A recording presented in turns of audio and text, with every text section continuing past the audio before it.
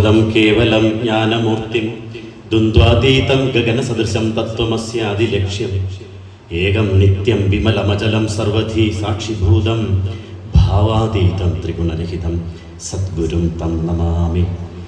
ശിവഗിരിശിഖരാഗ്രേ ദിവ്യപദ്മാസനസ്ഥം വരദമഭയഹസ്തം പാപവിധ്വംസപാദം സുജനനികരസേവ്യം ചാരുകാരുണ്യനേത്രം കലികലുഷവിനാശം നൗമി നാരായണാഖ്യം.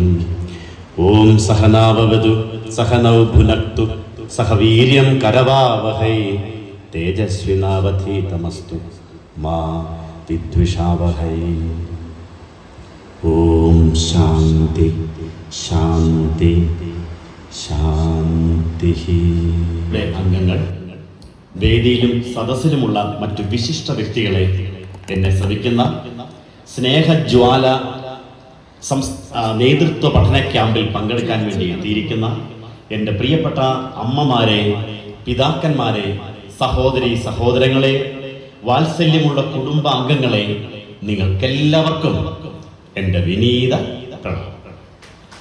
എങ്ങനെ ഒരു പരിപാടി ഏറ്റവും മികച്ച രീതിയിൽ സംഘടിപ്പിക്കാം, ഒരു പരിപാടിയുടെ സംഘാടനം എങ്ങനെ ആയിരിക്കണമെന്ന് ഇവിടെ എത്തിയ ഓരോരുത്തരെയും പഠിപ്പിക്കുന്ന രീതിയിൽ മാതൃകാപരമായി സംഘടിപ്പിക്കുന്ന ഒരു പരിപാടിയാണ് സ്നേഹജ്വാല 2K24 എന്ന് പറയുന്നത്. ഈ കൈയടിക്കണം, ഇച്ചിരൂടെ ആത്മാർത്ഥത്തോടെ കൈയടിച്ചാൽ കേൾക്കുന്നവർക്ക് ഒരു സന്തോഷമുണ്ടാകും. ഈ കമാനം കടന്നു വരുന്ന ഏതൊരാളിന്റെയും ഉള്ളിൽ ഒരു അഭിമാനബോധം സ്ഫുരിപ്പിക്കുന്ന രീതിയിലാണ് ഇത് സംഘടിപ്പിച്ചിരിക്കുന്നത്. അപ്പൊ അങ്ങനെ ഒരു പരിപാടിയിൽ വരുന്നു, അതും തൊടുപുഴയുടെ ഹൃദയം ഒരുമിക്കുന്ന ഒരു പരിപാടി. തൊടുപുഴ യൂണിയന്റെ കീഴിലുള്ള മുഴുവൻ ശാഖകളുടെയും സാരഥികളെ ഈ പരിപാടിയിൽ പങ്കെടുക്കുക എന്നുള്ളത് ഏറെ സന്തോഷമുള്ള ഒരു കാര്യം തന്നെയാണ്. രണ്ടാമത്തെ കാര്യം എന്ന് പറയുന്നത്, അത് സംഘടിപ്പിക്കുന്നത് മലനാട് SNDP യൂണിയന്റെ ഞങ്ങളുടെ ലീഡറാണ് എന്ന് കൂടി പറയുന്നതിൽ എനിക്ക് അതിയായ സന്തോഷമുണ്ട്. കൈയടി പോലെ ഞങ്ങളുടെ പറഞ്ഞുകൊണ്ടല്ലേ കേട്ടോ. തൊടുപുഴ എന്ന് പറയുന്നത് വളരെ പാരമ്പര്യമുള്ള, പ്രവർത്തന പരിചയമുള്ള, ഒട്ടനേകം ലീഡർമാരെയും നേതാക്കന്മാരെയും സൃഷ്ടിച്ച ഒരു യൂണിയനെ നയിക്കാൻ SNDP യോഗത്തിന്റെ ജനറൽ സെക്രട്ടറി ചുമതലപ്പെടുത്തിയത് മലനാട് SNDP യൂണിയന്റെ നേതാവിനെയാണ്. അതിന്റെ കാരണങ്ങളൊക്കെ ഞാൻ വഴിയെ പറഞ്ഞുകൊള്ളാം. അദ്ദേഹം നടത്തുന്ന ഒരു പരിപാടിയിൽ ഇങ്ങനെ വന്ന് സംസാരിക്കാൻ കഴിയുന്നുണ്ട്. മറ്റൊന്ന്, പ്രധാനമായിട്ടും ഒരു പഠന ക്യാമ്പിന്റെ പ്രാധാന്യം എന്താണെന്ന് നമ്മളെ ബോധ്യപ്പെടുത്തി തരിക. പലരും സംഘടനാ പ്രവർത്തനം എന്ന് പറഞ്ഞാൽ വിചാരിച്ചുകൊണ്ടിരിക്കുന്നത് കെട്ടിടങ്ങൾ പണിയുക, വലിയ ഉദ്ഘാടനങ്ങൾ നടത്തുക, ഉത്സവങ്ങൾ നടത്തുക, ഘോഷയാത്രകൾ നടത്തുക, ഇതൊക്കെയാണ് സംഘടനാ പ്രവർത്തനം എന്നാണ് പലരും വിചാരിച്ചുകൊണ്ടിരിക്കുന്നത്. പക്ഷെ സംഘടനാ പ്രവർത്തനം എന്ന് പറഞ്ഞാൽ ആത്യന്തികമായിട്ട് ആളുകളെ സംഘടിപ്പിക്കാൻ ഉതകുന്നതായിരിക്കണം. ഉറവുകൾ ഉണ്ടെങ്കിൽ മാത്രമേ സ്ഥിരമായ ഒഴുക്കുണ്ടാവത്തുള്ളൂ, ജലപ്രവാഹം ഉണ്ടാവത്തുള്ളൂ. അപ്പോ സ്ഥിരമായ ഒഴുക്കിന് വേണ്ടത് സംഘടനാ ബോധത്തെ സൃഷ്ടിക്കുക എന്നുള്ളതാണ്. സംഘടനാ ബോധത്തെ സൃഷ്ടിക്കാൻ വേണ്ടത് ഇത്തരം പഠന പരിശീലന പരിപാടികളാണ്. ഇത് മലനാട് SNDP യൂണിയന്റെ നേതാവ് ഇവിടെ വന്ന് നടപ്പിലാക്കുന്നതിന്റെ ഒരു കാരണമുണ്ട്. ഒരു കാരണം എന്ന് പറയുന്നത്, ഞാനിപ്പോ എന്റെ യൂണിയന്റെ ഒരു ഭാഗമായി നിന്നുകൊണ്ട് ഇത് പറയുമ്പോൾ നിങ്ങൾ വിചാരിക്കും ബിജുമാഷും തമ്മിലുള്ള ഒരു അന്തർധാരയിലൂടെ ഇതൊക്കെ പറയുന്നതാണെന്ന് നിങ്ങൾ ഒരു പക്ഷെ വിചാരിച്ചേക്കാം. ഒന്നുമല്ല കേട്ടോ. ഞാൻ മുമ്പേ പറഞ്ഞതുപോലെ ഒരുപാട് സ്ഥലങ്ങളിൽ ഇതൊക്കെ നേരിട്ട് കാണുന്ന ആളുകളുടെ പ്രവർത്തനങ്ങളെ നിരന്തരം കാണുകയും വിലയിരുത്തുകയും പഠിക്കുകയും ചെയ്യുന്ന ഒരു വ്യക്തി എന്ന നിലയിൽ ഞാൻ മനസ്സിലാക്കിയ ഒരു കാര്യം, SNDP യോഗത്തിന്റെ ജനറൽ സെക്രട്ടറി കഴിഞ്ഞ ശ്രീനാരായണ എംപ്ലോയീസ് ഫോറത്തിന്റെ സ്റ്റേറ്റ് വൈസ് പ്രസിഡന്റ് ആണ് ഞാനെന്ന് നിങ്ങൾക്ക് അറിയില്ലായിരിക്കാം. പക്ഷെ അങ്ങനെ ഒരു സ്ഥാനമുണ്ട്. അപ്പൊ എംപ്ലോയീസ് ഫോറത്തിന്റെ സംസ്ഥാന മീറ്റിംഗിൽ വെച്ച് അദ്ദേഹം ഞങ്ങളോട്, സംസ്ഥാനത്തെ ശ്രീനാരായണീയരായ എംപ്ലോയീസിനോട് പറഞ്ഞൊരു വാചകമുണ്ട്, സംഘടനാ പ്രവർത്തനം കണ്ടുപഠിക്കേണ്ട യൂണിയനാണ് കട്ടപ്പന SNDP യൂണിയൻ എന്ന് അദ്ദേഹം ഉദ്യോഗസ്ഥന്മാരായ ആളുകളോടാണ് ആഹ്വാനം ചെയ്തത്. എന്റെ വാക്കുകളെ നിങ്ങൾക്ക് അവിശ്വസിക്കാം, ജനറൽ സെക്രട്ടറിയുടെ വാക്കുകളെ നിങ്ങൾ അവിശ്വസിക്കേണ്ട കാര്യമില്ല പ്രിയപ്പെട്ടവരെ. എന്ന് പറഞ്ഞു കഴിഞ്ഞാൽ കട്ടപ്പനയിൽ കഴിഞ്ഞ കുറെ വർഷങ്ങൾ കൊണ്ട് വരുത്തിയെടുത്ത ഒരു മാറ്റമുണ്ട്, ഒരു പരിവർത്തനമുണ്ട്. അതിന്റെ ഏറ്റവും ഒടുവിലത്തെ ഉദാഹരണമാണ് ഈ കഴിഞ്ഞ നാളിൽ ഉദ്ഘാടനം ചെയ്യപ്പെട്ട യൂണിയന്റെ ഒരു ഷോപ്പിംഗ് കോംപ്ലക്സ്, ഒരു ബിൽഡിംഗ് കോംപ്ലക്സ് എന്ന് പറയുന്നത്. നിങ്ങൾക്ക് കട്ടപ്പന വരുവാണെങ്കിൽ, കട്ടപ്പന വന്നിട്ടില്ല അല്ലേ? എല്ലാവരും കട്ടപ്പന വന്നിട്ടുണ്ടല്ലോ. ലോകത്തിലെ ഏറ്റവും ഉയരം കൂടിയ ഗുരുദേവ മന്ദിരം, ലോകത്തിലെ ഏറ്റവും ഉയരം കൂടിയ ഗുരുദേവ ക്ഷേത്രമുള്ള സ്ഥലമാണ് കട്ടപ്പന എന്ന് പറയുന്നത്. യശശരീരനായ ശ്രീ പച്ചടി ശ്രീധരൻ സാറിന്റെ നേതൃത്വത്തിൽ തുടക്കമിട്ട ഒരു വലിയ മഹത്തായ ഒരു പ്രസ്ഥാനമായി ആണത്. അതോടൊപ്പം തന്നെ ആ യൂണിയന്റെ ഏറ്റവും ഒടുവിൽ ഉദ്ഘാടനം ചെയ്യപ്പെട്ട ഈ ഷോപ്പിംഗ് കോംപ്ലക്സ് ഉണ്ടല്ലോ, 1 രൂപ സാധാരണക്കാരുടെ പിരിവുണ്ടായിരുന്നില്ല. 1 രൂപ പിരിക്കാതെ നിങ്ങളൊന്ന് വന്ന് കാണാതെ എങ്ങനെ അത് ചെയ്യാൻ സാധിച്ചു എന്ന് ചോദിച്ചു കഴിഞ്ഞാൽ ഈ പറഞ്ഞ സംഘടനാ ബോധ്യത്തിലേക്ക് ആളുകളെ വളർത്തുന്നത് കൊണ്ടാണ്. അല്ലാതെ ഒരു കോടികൾ മുടക്കിക്കൊണ്ട് ഒരു സ്ഥാപനം ആരംഭിക്കുമ്പോൾ, ഇപ്പൊ നിങ്ങൾക്കൊക്കെ അറിയാം, തൊടുപുഴയിൽ നമ്മളൊരു കോളേജ് ആരംഭിച്ചിരുന്നു. ഓരോരുത്തരും അതിനുവേണ്ടി എത്രമാത്രം ഫണ്ട് മാറ്റി വെച്ചിരുന്നു എന്ന്. അപ്പോ 1 രൂപ ആളുകളോട് പിരിക്കാതെ അല്ലാതെ തന്നെ അതിന്റെ ഫണ്ട് കണ്ടെത്തിക്കൊണ്ട് ഒരു സംവിധാനം തുടക്കമിട്ടു എന്ന് പറയുന്നത് സംഘാടന മികവിന്റെ ഉത്തമ ഉദാഹരണമാണ്. ഇതൊക്കെ ഞാൻ പറയുന്നത് വന്ന് കണ്ടു ബോധ്യപ്പെടാവുന്ന കാര്യങ്ങളായതുകൊണ്ടാണ്. എന്റെ അഭ്യർത്ഥനയും പ്രാർത്ഥനയും ഇതാണ്. കാരണം തൊടുപുഴ പോലെ ഒരു യൂണിയനിൽ നിങ്ങൾക്ക് സ്വന്തമായ ഒരു നേതൃത്വത്തിലേക്ക് നിങ്ങളെ ഉയർത്താനുള്ള ഒരു പരിശ്രമത്തിന്റെ യോഗം ജനറൽ സെക്രട്ടറിയുടെ ശ്രീ വെള്ളാപ്പള്ളി നടേശൻ സാറിന്റെ പരിശ്രമത്തിന്റെ അവസാന വണ്ടി എന്ന് വേണമെങ്കിൽ ഈ ഒരു നേതൃത്വത്തെ വിശേഷിപ്പിക്കാം. ഇനി അങ്ങോട്ട് അധികം നമുക്ക് പ്രതീക്ഷിക്കാൻ പറ്റത്തില്ല. അതുകൊണ്ട് പ്രിയപ്പെട്ടവരെ, നമ്മുടെ യൂണിയനിലെ എല്ലാ അന്തഛിദ്രങ്ങളെയും തമ്മിലടികളെയും പാരവെപ്പുകളെയും ഒക്കെ അതിജീവിച്ചുകൊണ്ട് നമുക്ക് ഒന്നിക്കാനുള്ള സമയമാണിത്. ഒന്നിക്കാനുള്ള സമയം. ഇത് നിങ്ങൾ പാഴാക്കിയാൽ നഷ്ടം നിങ്ങളുടെ വരും തലമുറയ്ക്കായിരിക്കുമെന്ന കാര്യത്തിൽ യാതൊരു തത്വവും വേണം. വ്യക്തിപരമായിട്ട് വളരുകയോ വളരാതിരിക്കുകയോ എന്നുള്ളതിനപ്പുറത്ത് ഗുരുവിന് വേണ്ടി ഒന്നിക്കാനുള്ള ഒരു സമയമാണ്. ആരെപ്പോലെ ഒന്നിക്കണം? നമ്മൾ ആരെപ്പോലെയാ സംഘടിക്കേണ്ടത്? ആരെ കണ്ടാണ് നമ്മൾ സംഘടിക്കേണ്ടത്? ചിലർ പറയും ക്രൈസ്തവരെ പോലെ, മുസ്ലിങ്ങളെ പോലെ എന്നൊക്കെ പറയും. പക്ഷെ ശ്രീനാരായണ ഗുരുദേവൻ ഇക്കാര്യത്തിൽ തന്ന ഒരു നല്ല ഉദാഹരണമുണ്ട്. ശ്രീനാരായണ ഗുരുദേവൻ ചെറായി എന്ന് പറയുന്ന സ്ഥലത്ത് വിജ്ഞാനവർദ്ധിനി എന്ന് പറയുന്ന ഒരു സഭയുടെ ക്ഷേത്രത്തിന്റെ പ്രതിഷ്ഠയ്ക്ക് വേണ്ടി ചെല്ലുകയാണ്. ആ പ്രതിഷ്ഠയ്ക്ക് വേണ്ടി ചെല്ലുന്നു. ഗുരു പ്രതിഷ്ഠ കഴിയുന്നു. പതിയെ ക്ഷേത്രത്തിന്റെ വാതിൽ തുറന്ന് ഗുരു ആളുകൾക്ക് ദർശനം കൊടുക്കുന്നു.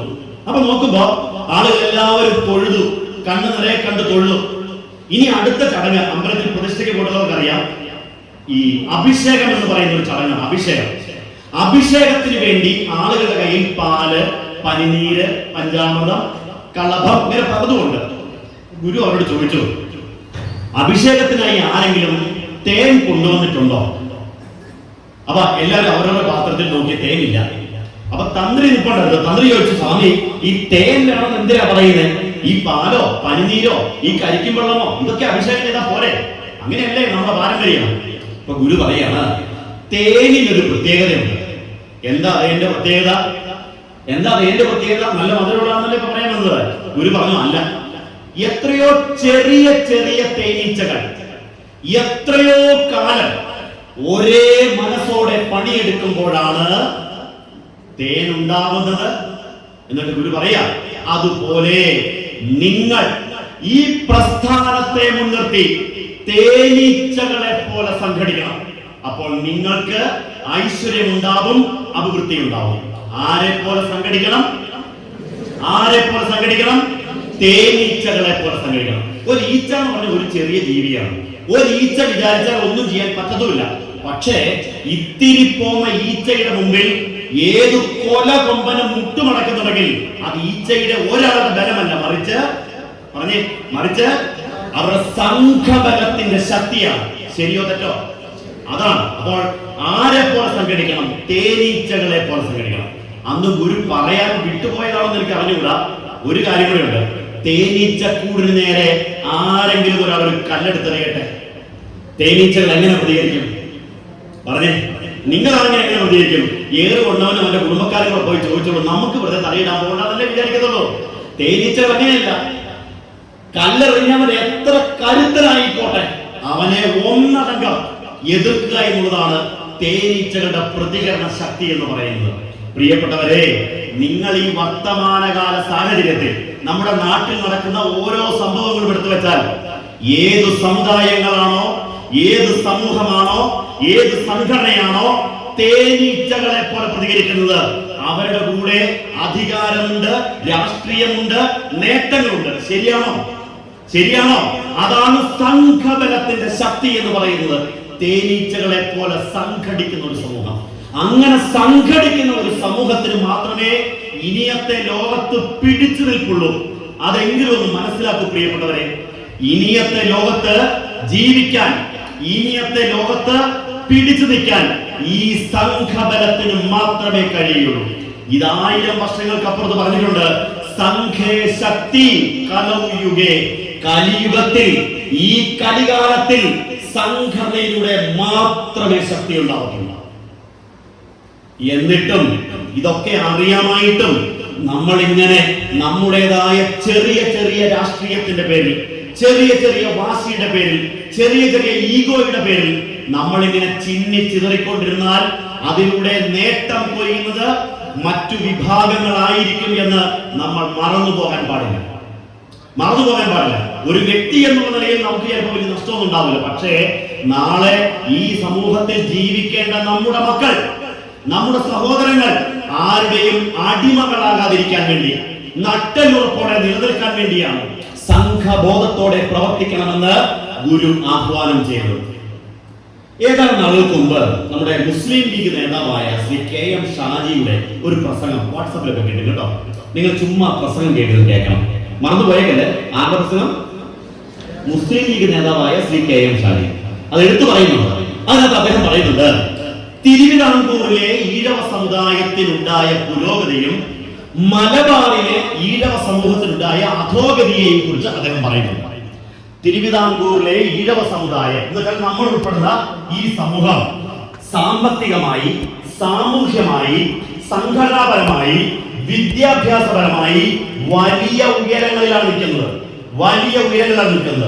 മലബാറിലേക്ക് അങ്ങനെ ഒരു മാറ്റം എത്തിയിട്ടില്ല. അതിനെക്കുറിച്ച് ഒരു മുസ്ലിം ലീഗ് നേതാവ് പറയുകയാണ്. കാരണം അറിയോ? തിരുവിതാംകൂറിൽ SNDP യോഗം എന്ന് പറയുന്ന പ്രസ്ഥാനം വളരെ ശക്തമാണ്. അതാണ് അന്നാട്ടിലെ ജനങ്ങളുടെ പുരോഗതിയുടെ കാരണം. പക്ഷെ മലബാറിൽ അത് സംഭവിക്കുന്നില്ല. മലബാറിൽ ആ സംഘടന ദുർബലമായത് തന്നെയാണ് അവിടുത്തെ ജനതയുടെ സാമൂഹ്യമായ പുരോഗതി വളരെ പുറകോട്ട് നിൽക്കുന്നതിന്റെ പ്രധാനപ്പെട്ട കാരണം. ഞാനിത് പറയുന്നത് ഒരു സംഘടന എന്നുള്ള നിലയിൽ SNDP യോഗം നമുക്ക് തരുന്ന നേട്ടങ്ങൾ എന്തൊക്കെയാണെന്ന് ചിലർ ചോദിക്കാറുണ്ട്. SNDP പോയാൽ എന്ത് കിട്ടും? ആദ്യത്തെ ചോദ്യമാണ്. നമ്മൾ പലരും നേതാവ് ചോദിക്കും, SNDP പോയാൽ എന്ത് കിട്ടും? SNDP പോയാൽ കിട്ടുന്നതാണ് ഈ തിരുവിതാംകൂറിൽ ഈ സംഘടന ആരംഭിച്ച ഈ സംഘടന നേടിയിട്ടുള്ള നേട്ടങ്ങൾ. നമ്മൾ ഓരോരുത്തരും ഇത്ര അന്തസ്സോടെ, അഭിമാനത്തോടെ ഈ വിദ്യാലയം പോലെ എത്രയോ വിദ്യാലയങ്ങൾ ഈ തിരുവിതാംകൂറിനെ അലങ്കരിച്ചു കൊണ്ടിരിക്കുന്നു. ഈ വിദ്യാലയം പോലെ എത്രയോ സരസ്വതി ക്ഷേത്രങ്ങൾ ഈ നാട്ടിൽ അഭിമാനത്തോടെ തലയുയർത്തി നിൽക്കുന്നുണ്ട്. അതോടൊപ്പം തന്നെ ഇവിടുത്തെ ഓരോ SNDP ശാഖാ യോഗങ്ങളും കൃത്യമായിട്ട് ക്ഷേത്രങ്ങളുടെയും ഓഡിറ്റോറിയങ്ങളുടെയും അതോടൊപ്പമുള്ള അനുബന്ധ സ്ഥാപനങ്ങളുടെയും ഷോപ്പിംഗ് കോംപ്ലക്സുകളുടെയും ഒക്കെ പിൻബലത്തോടെ സാമൂഹ്യമായും സാമ്പത്തികമായും ഒപ്പം ആത്മീയമായും നമ്മൾ വളർന്നിരിക്കുന്നു. ആത്മീയമായും നമ്മൾ പുരോഗതിയെ പ്രാപിച്ചിരിക്കുന്നു. ഈ ആത്മീയമായ പുരോഗതിയാണ് നമ്മളെയൊക്കെ ഇന്ന് നമ്മളാക്കി നിലനിർത്തുന്ന ഏറ്റവും വലിയ ശക്തി എന്ന് പറയുന്നത്. അത് കേവലം 2 കിലോ അരി കിട്ടുന്ന പോലെയോ 100 രൂപ കിട്ടുന്ന പോലെയോ അല്ലെങ്കിൽ അതിന് ചികിത്സാ സഹായം കിട്ടുന്ന പോലെയോ അല്ല. നമ്മുടെ മക്കളും നമ്മളും ഈ നാട്ടിൽ ഇങ്ങനെയൊക്കെ ജീവിച്ചിരിക്കുന്നത് ഈ പ്രസ്ഥാനം നമുക്ക് നൽകുന്ന ഒരു ആത്മവിശ്വാസവും ഒരു കരുത്തും സർവോപരി നമ്മൾ സംഘടിതരാണ് എന്ന നമ്മുടെ ബോധ്യവുമാണ്. അപ്പൊ സമുദായത്തിൽ പോയാലുള്ള നേട്ടം എന്ന് പറയുന്നത് ഈ സംഘബോധത്തിലേക്ക് നമ്മൾ വളരുന്നു എന്നുള്ളത് തന്നെയാണ്. അപ്പൊ അങ്ങനെ സംഘബോധത്തിലേക്ക് ഉയരാനും വളരാനും ഒപ്പം നമ്മുടെ യൂണിയൻ, നിങ്ങളൊക്കെ എവിടെയാണോ പ്രവർത്തിക്കുന്നത് ആ യൂണിയന്റെ സമഗ്രമായ കെട്ടുറപ്പിന് നിങ്ങളെ തയ്യാറാക്കുകയും ചെയ്യുക എന്നുള്ളതാണ് ഈ സ്നേഹജ്വാല 2K24ന്റെ ഉദ്ദേശം. ഒരിക്കൽ ശ്രീനാരായണ ഗുരുദേവൻ തന്നെ പറഞ്ഞിട്ടുണ്ട് കേട്ടോ. അത് നിങ്ങളെ കുറിച്ച് മാത്രമല്ല, പൊതുവിലാണ് പറഞ്ഞേക്കുന്നത്. പറഞ്ഞത് ഇങ്ങനെയാണ്: ഈഴവർ കടൽ തീരത്തെ മണല് പോലെയാണ്. കടൽ തീരത്തെ മണലിന്റെ പ്രത്യേകത എന്താണ്? കടൽ തീരത്തില് എടുത്തിങ്ങനെ മുറുകെ പിടിക്കുന്നു. മുറുകെ പിടിച്ചിങ്ങനെ വിട്ടു കഴിഞ്ഞാൽ എന്ത് സംഭവിക്കും? ഒന്നിനൊന്നോട് ചേരാതെ അത് ഇങ്ങനെ വേർപെട്ട് പോയി കളയും. കടൽ തീരത്തെ മണലിന്റെ പ്രത്യേകത അതാണ്. എന്നിട്ട് ഗുരു പറയാം, ഗുരുവിന് ഈ സമുദായത്തിന്റെ സ്വഭാവം കൃത്യമായിട്ട് അറിയാമായിരുന്നു. അതുകൊണ്ടാണ് പറഞ്ഞേ ഈഴവർ എന്ന് പ്രത്യേകം എടുത്തു പറഞ്ഞത്. കടൽ തീരത്തെ മണൽ പോലെയാണ്. അത് ഗുരുവിന്റെ ഒരു പ്രയോഗം. പിൽക്കാലത്ത് ഗുരുപ്രസാദ് സ്വാമി, ഇന്നത്തെ അല്ല നേരത്തെ ഗുരുവിന്റെ ശിഷ്യനായ ഗുരുപ്രസാദ് സ്വാമി തന്റെ പ്രഭാഷണത്തിൽ അതിനെ ഇങ്ങനെയൊന്ന് മാറ്റിയിട്ടുണ്ട്. ഗുരുപ്രസാദ് സ്വാമി പറഞ്ഞു, ഭഗവാൻ പറഞ്ഞത് നമ്മൾ കടൽ തീരത്തെ മണല് പോലെ ഒന്നിനൊന്നോട് ചേരാതെ നിൽക്കുന്നവരാണ് എന്നാണെങ്കിൽ നമുക്കൊരു കാര്യം ചെയ്യണം. ഗുരുഭക്തിയാകുന്ന സിമന്റും സംഘടനാ ബോധമാകുന്ന വെള്ളവും ചേർത്ത് കുഴച്ച് ഒരു രൂപമുണ്ടാക്കിയാൽ അത് ഒരു കാലത്തും വേർപെട്ടു പോകാത്ത ഒരു ഉജ്ജ്വല നിർമ്മിതിയായിട്ട് മാറും. ഗുരുഭക്തിയാകുന്ന സിമന്റ് ചേർക്കുക, സംഘടനാ ബോധമാകുന്ന വെള്ളവും ചേർത്ത് അതിനെ കുഴച്ചെടുക്കണം. അപ്പോൾ മാത്രമേ നമ്മൾ ഒന്നിക്കുകയുള്ളൂ. മനസ്സിലാവുന്നുണ്ടോ? നമ്മൾ ഒന്നിക്കാനുള്ള വഴി എന്താണ്? ഒന്ന്, ഗുരുഭക്തിയാകുന്ന സിമന്റ് അതിലുണ്ടാവണം. ഗുരുവിൽ ഭക്തിയുള്ള ഒരു സമൂഹം ഉണ്ടാവണം. അതിന് നമ്മൾ ഗുരുവിനെ അറിയണം. അതാണ് ഏറ്റവും പ്രധാനം. ഗുരുവിനെ മനസ്സിലാക്കുക, ഗുരുവിനെ അറിയുക. അതാണ് ആദ്യം വേണ്ടത്. ആദ്യം അതാണ് ചെയ്യേണ്ടത്. നിങ്ങളുടെയൊക്കെ ശാഖകളിലേക്ക് നിങ്ങൾ ഇറങ്ങി ചെന്ന് കഴിഞ്ഞ് ഗുരുവിനെ അറിയിക്കാൻ വേണ്ടി നമ്മൾ എന്തൊക്കെ ചെയ്യുന്നുണ്ട്? നമ്മുടെ ശാഖകളിൽ ഗുരുവിനെ അറിയിക്കാൻ വേണ്ടി എന്തൊക്കെ ചെയ്യുന്നുണ്ട്? ഇക്കാര്യത്തിൽ നമ്മൾ മറ്റു മതസ്ഥരെ ഒന്ന് അനുകരിച്ച് നോക്കാം. നോക്കൂ, ഇന്നൊരു ഞായറാഴ്ച ദിവസമാണ്. ഞാൻ ഈ വന്ന വഴിയിലൂടെ എല്ലാം ഉള്ള പള്ളികളിൽ നിന്ന് ആയിരക്കണക്കിന് ഭക്തന്മാര് രാവിലെ 6 മണിക്കോ 5 മണിക്കോ ഒക്കെ പള്ളിയിൽ വന്നാണ് കുർബാനയും കഴിഞ്ഞ് വരിയായിട്ട് ഇങ്ങനെ വീടുകളിലേക്ക് പോയിക്കൊണ്ടിരിക്കുകയാണ്. എല്ലാ ഞായറാഴ്ചകളിലും അവരവരുടെ ഗുരുവായ യേശുവിനെ അറിയാൻ വേണ്ടി മാറ്റിവെക്കുന്നു. ശരിയോ തെറ്റോ? അതെ. വെള്ളിയാഴ്ചകളിലേക്ക് നിങ്ങൾ വരൂ. വെള്ളിയാഴ്ച ലോകത്തുള്ള എല്ലാ മുസ്ലിം പള്ളികളിൽ നിന്നും വരിയായിട്ട് അവരുടെ പ്രാർത്ഥനയും കഴിഞ്ഞ് പോകുന്ന ആയിരക്കണക്കിന് മുസ്ലിം സഹോദരങ്ങൾ അവരുടെ പരമഗുരുവായ അള്ളാഹുവിനെ, ദൈവത്തെ അവരറിയുന്നു. ആഴ്ചയിൽ 1 വീതം അവർ അവരുടെ ഈശ്വരനെ അറിയാൻ വേണ്ടി മാറ്റിവെക്കുന്നു. ശരിയാണ് ഞാൻ ഈ പറയുന്നത്? നോക്കൂ, നമ്മുടെ ഇടയിലേക്ക് വരൂ. നമ്മൾ വല്ലപ്പോഴും ഒക്കെ അമ്പലത്തിൽ പോകുന്നുണ്ടായിരിക്കും. അമ്പലത്തിൽ പോയാൽ ചെയ്യുന്നത് എന്താണ്? കുറെ തൊഴുതു നിൽക്കുന്നു, പ്രാർത്ഥിക്കുന്നു, പറ്റുന്ന പോലെ വഴിപാട് കഴിക്കുന്നു, പോയ പോലെ ഇങ്ങ് തിരിച്ചു പോരുന്നു. മാറ്റങ്ങൾ വല്ലതും ഉണ്ടോ? മനസ്സിലൊരു സമാധാനം സംതൃപ്തിയൊക്കെ ഉണ്ടാക്കുന്നുള്ളത് കഴിഞ്ഞാൽ പ്രത്യേകിച്ച് ബോധതലത്തിലേക്ക് ഒരു മാറ്റവും വരുന്നില്ല. പോയ പോലെ തന്നെ പോവുകയാണ്. ആണോ അല്ലയോ? ഉദാഹരണം പറയാം. ഇതിപ്പോ മണ്ഡലകാലമല്ലേ? എല്ലാവരും മാലയിട്ടവരാരെങ്കിലും ഉണ്ടെങ്കിൽ പന്നീന്ന് കേട്ടപ്പോൾ ഒരു ടെൻഷൻ ഉണ്ടായെന്ന് എനിക്ക് മനസ്സിലാവും, ഉറപ്പായിട്ടും അറിയാം. അപ്പൊ മാലയിട്ടവരും ഒക്കെ വ്രതമെടുത്ത് ശബരിമലയ്ക്ക് പോകുന്ന സമയമാണ്. ശബരിമലയ്ക്ക് ഇങ്ങനെ അതുവരെ കഴുത്തെ മാലയിട്ട് കഴിഞ്ഞാൽ ഗോപാലനും ശങ്കരനും ശിവനും രാമനും ഒക്കെ പിന്നെ ആരാ? സ്വാമിയാണ്. പെണ്ണുങ്ങളാണെങ്കിലോ അവർ മാളികപ്പുറങ്ങളാണ്. അങ്ങനെ വലിയ പവിത്രമായിട്ട് ജീവിക്കുന്നു. അവിടെ ചെന്ന് അയ്യപ്പനെ കണ്ട് തൊഴുതിറങ്ങി വീട്ടിൽ വന്നു കഴിഞ്ഞാൽ ഈ റബ്ബർ ബാൻഡ് പോലെയാണ്. വലിച്ചിട്ട് ഒറ്റ വീടില്ല. വിടുമ്പോ ഒരു പഴയ പോകണ്ടല്ലോ. വന്നു മാല ഊരിക്കഴിഞ്ഞാൽ പിന്നെ അടുത്ത കലപരിപാടി എന്നതാണ് കെട്ടുമുറുക്കിനേക്കാൾ വിപുലമായ നോയമ്പ് വീടുകൾ എല്ലാ വീടുകളിലും ഉണ്ടോ ഇല്ലയോ?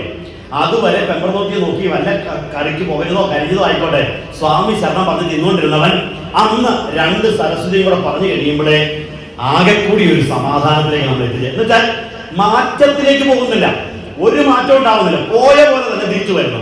അപ്പോ ആ മാറ്റം ഉണ്ടാവണമെങ്കിൽ ബോധവൽക്കരണത്തിന് ഊന്നൽ കൊടുക്കണം, അറിവിന് പ്രാധാന്യം കൊടുക്കണം. അതുകൊണ്ടാണ് ഇതര സമൂഹങ്ങൾ വളരെയേറെ പുരോഗതി പ്രാപിച്ചത്. ഏതാ?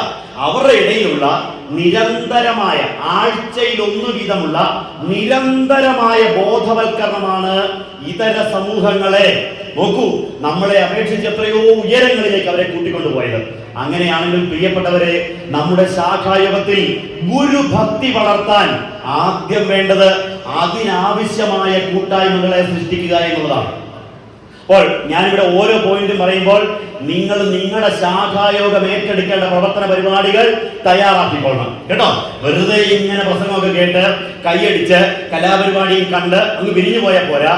എന്റെ ശാഖായോഗത്തെ അടിമുടി പരിഷ്കരിക്കാൻ എനിക്ക് എന്ത് ചെയ്യാൻ പറ്റുമെന്ന് നിങ്ങൾ ആലോചിച്ചോണം, തീരുമാനിച്ചോണം. ഒരു പ്രവർത്തന പദ്ധതിയുടെ രൂപരേഖയുമായിട്ട് വേണം ഇവിടുന്ന് പോകാനായിട്ട്. അതിന്റെ ഒരു ബ്ലൂ പ്രിന്റ് തയ്യാറാക്കിക്കൊണ്ട് വേണം നമുക്ക് ഇവിടുന്ന് പോകാനായിട്ട്. പറഞ്ഞു വന്നത്, ഒരു ശാഖായോഗം ഏറ്റെടുക്കേണ്ട ആദ്യ പരിപാടി ആളുകളിൽ ഗുരുഭക്തിയെ വളർത്താൻ ഉതകുന്ന പരിപാടികൾ നടത്തുക എന്നുള്ളത് തന്നെയാണ്. അതാണ് നമ്മളെ കൂട്ടിച്ചേർക്കുന്ന സിമന്റ്. നമ്മളെ കൂട്ടിച്ചേർക്കുന്ന സിമന്റ് എന്ന് പറയുന്നത് ഗുരുഭക്തിയാണ്. അപ്പൊ ഭക്തി വളർത്താൻ എന്തൊക്കെയാവാം? ഭക്തി വളർത്താൻ നല്ല പഠന ക്ലാസ്സുകളാവാം. എനിക്കറിയാം, വർഷത്തിലൊരു ക്ലാസ് ഒക്കെ തന്നെ വളരെ അപൂർവമാണ്. വർഷത്തിലൊരിക്കൽ ഉത്സവങ്ങൾ നടത്തുന്നവരുണ്ട്. 8ഉം 10ഉം ദിവസം ആന ഉൾപ്പെടെയുള്ള വലിയ ഗംഭീര ഉത്സവങ്ങൾ. ആ ഉത്സവങ്ങളിൽ അറിവിന് വേണ്ടി, അറിവിനെ വിനിമയം ചെയ്യാൻ വേണ്ടി ഉള്ള പരിപാടികൾക്ക് കൂടി ഊന്നൽ കൊടുക്കണം. പറ്റുമെങ്കിൽ മാസത്തിൽ ഒരു പഠന ക്ലാസ് ഞാൻ പറയുന്നില്ല, പക്ഷേ ഒരു 3 മാസത്തിൽ വേണ്ടതേ ഒരു 6 മാസത്തിൽ ഒരിക്കൽ ഒന്ന് ഒരുമിച്ച് കൂട്ടിയിട്ട് ആളുകളോട് ഗുരുവിനെ കുറിച്ച് പറഞ്ഞു കൊടുത്തുകൂടെ നിങ്ങൾക്ക്? ഗുരു എത്തിക്കഴിയുമ്പോൾ ബാക്കി എല്ലാം പിന്നാലെ വന്നുകൊള്ളും. പ്രിയപ്പെട്ടവരെ, അരുവിപ്പുറത്ത് ശിവനെ പ്രതിഷ്ഠിച്ചു കഴിഞ്ഞപ്പോൾ 1888 അരുവിപ്പുറത്ത് ശിവനെ പ്രതിഷ്ഠിച്ചു കഴിഞ്ഞപ്പോൾ ഗുരു പറഞ്ഞെന്താണ്? ആദ്യം ശിവൻ വരട്ടെ, ബാക്കി എല്ലാം പിന്നാലെ വന്നുകൊള്ളും. എന്താ പറഞ്ഞേ? ആദ്യം ശിവൻ വരട്ടെ, ബാക്കി എല്ലാം പിന്നാലെ വന്നുകൊള്ളും. നിങ്ങളോട് എനിക്കിതേ പറയാനുള്ളൂ. ആദ്യം ഗുരു വരട്ടെ, ബാക്കി എല്ലാം പിന്നാലെ വന്നുകൊള്ളും. അതിന് ഗുരുവിന്റെ അമ്പലം മാത്രം പോരാ, വിഗ്രഹം മാത്രം പോരാ. അതിനപ്പുറത്താണ് ഗുരു എന്ന അറിവ്. ആ അറിവിനെ ആളുകളിലേക്ക് വിനിമയം ചെയ്യാനുള്ള പരിപാടികളാണ് ഒരു സംഘടന ആദ്യം ഏറ്റെടുക്കേണ്ടത്. രണ്ടാമത്തേതാണ് സംഘടനാ ബോധം എന്ന വെള്ളം കൂടി ആഡ് ചെയ്യുന്നത്. സംഘടനാ ബോധമുള്ള ഒരു സമൂഹം. നമ്മൾ എന്തിനാണ് കൂടിച്ചേരുന്നത്? കൂടിച്ചേരേണ്ടതിന്റെ ആവശ്യകത എന്താണ്? ഇത് നമ്മൾ ആളുകളോട് പറഞ്ഞു കൊടുക്കണം.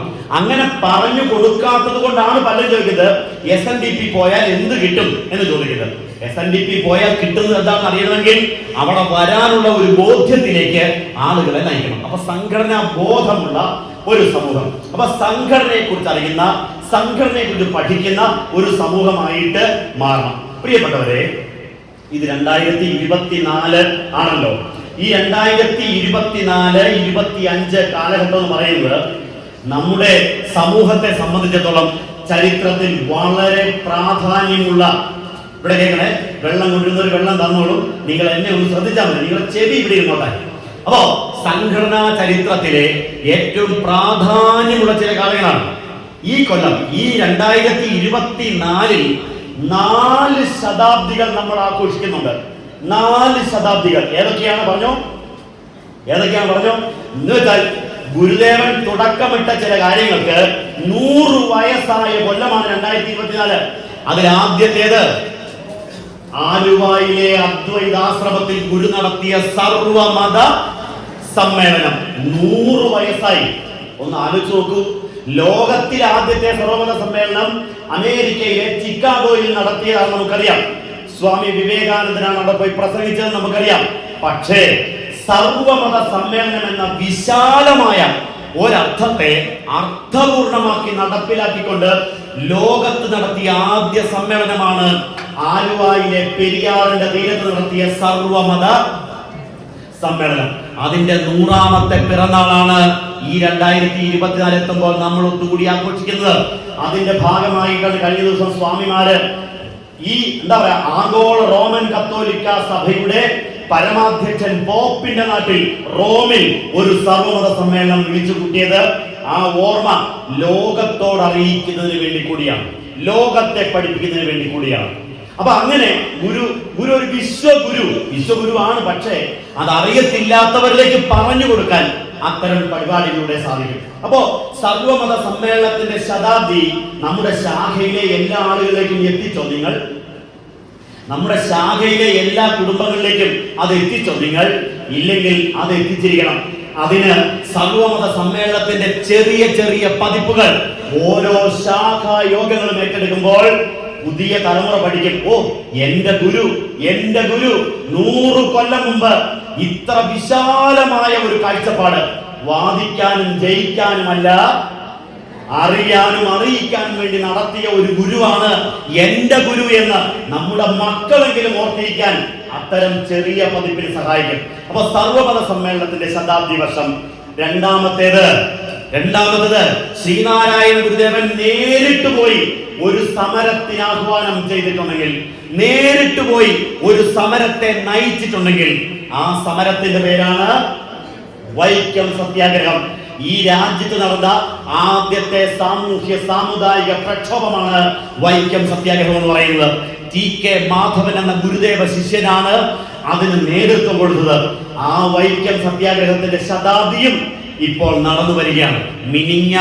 മിനിഞ്ഞാന്നാണ് തമിഴ്നാട് മുഖ്യമന്ത്രി എം.കെ. സ്റ്റാലിൻ വൈക്കത്ത് വന്നതും വൈക്കത്ത് ഇ.വി. രാമസ്വാമി നായ്ക്കരുടെ തന്തൈ പെരിയോറുടെ പ്രതിമയും ആ സമുച്ചയവും ഉദ്ഘാടനം ചെയ്തു.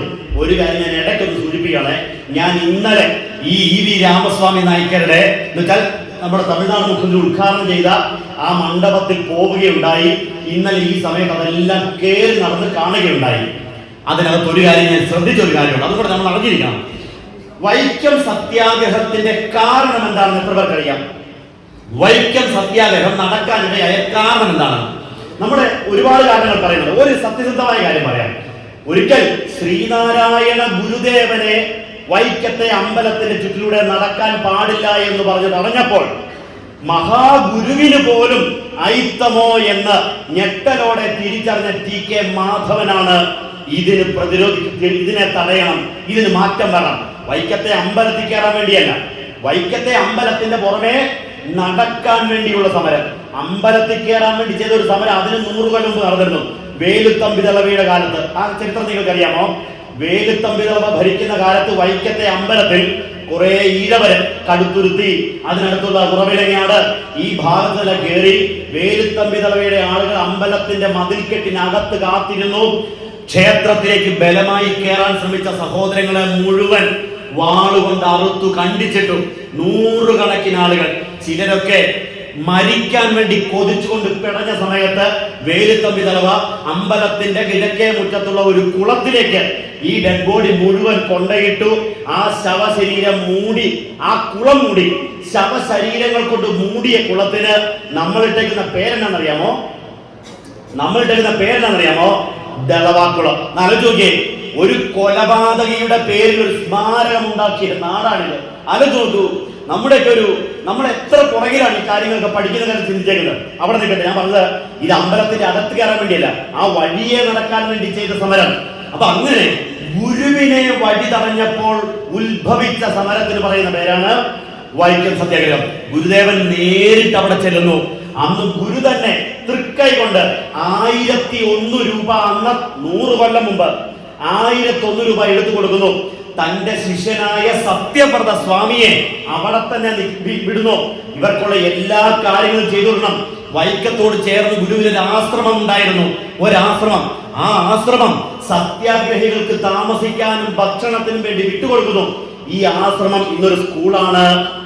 ആശ്രമം ഹയർ സെക്കൻഡറി സ്കൂൾ. നിങ്ങൾ കേട്ടുണ്ടോ? വൈക്കത്തെ സത്യാഗ്രഹ സ്മാരക, വൈക്കം സത്യാഗ്രഹ സ്മാരക സ്കൂളായി മാറിയിരിക്കുന്ന ഈ ആശ്രമമാണ്. അത് വിട്ടുകൊടുക്കുന്നു. ഗുരുദേവൻ അവിടെ ചെല്ലുന്നു. മഹാത്മാഗാന്ധിക്ക് വേണ്ടി ഒരു പൊതുപരിപാടിയിൽ പങ്കെടുത്തുകൊണ്ട് ഗുരു ആദ്യമായിട്ട് പ്രാർത്ഥിക്കുന്നു. ഗുരു പറഞ്ഞു, ഞാനും കൂടി ഇവിടെ സമരമിരിക്കാം എന്ന് പറയുന്ന സത്യാഗ്രഹം നടന്നൊരു മണ്ണാണ് വൈക്കം. പക്ഷെ ഞാൻ ഇന്നലെ കണ്ട കാഴ്ച അറിയാമോ? അവിടെ വൈക്കം സത്യാഗ്രഹത്തിൽ പങ്കെടുത്ത പ്രധാനികൾ എന്ന് പറഞ്ഞൊരു ലിസ്റ്റ് കൊടുത്തിട്ടുണ്ട്. ആ ലിസ്റ്റിനകത്ത് ആദ്യത്തെ പേര് ടി.കെ. മാധവൻ, രണ്ടാമത് കുറെ ആളുകളുടെ പേരുണ്ട്. അതിലൊന്നിനും ഗുരുദേവന്റെ പേര് കൂട്ടിച്ചേർത്തിട്ടില്ല. അവിടെ ഒരുപാട് ഫോട്ടോകളുണ്ട്, ഒരു ഫോട്ടോയിൽ പോലും ഗുരുദേവന്റെ പേരോ ഫോട്ടോയോ വന്നിട്ടില്ല.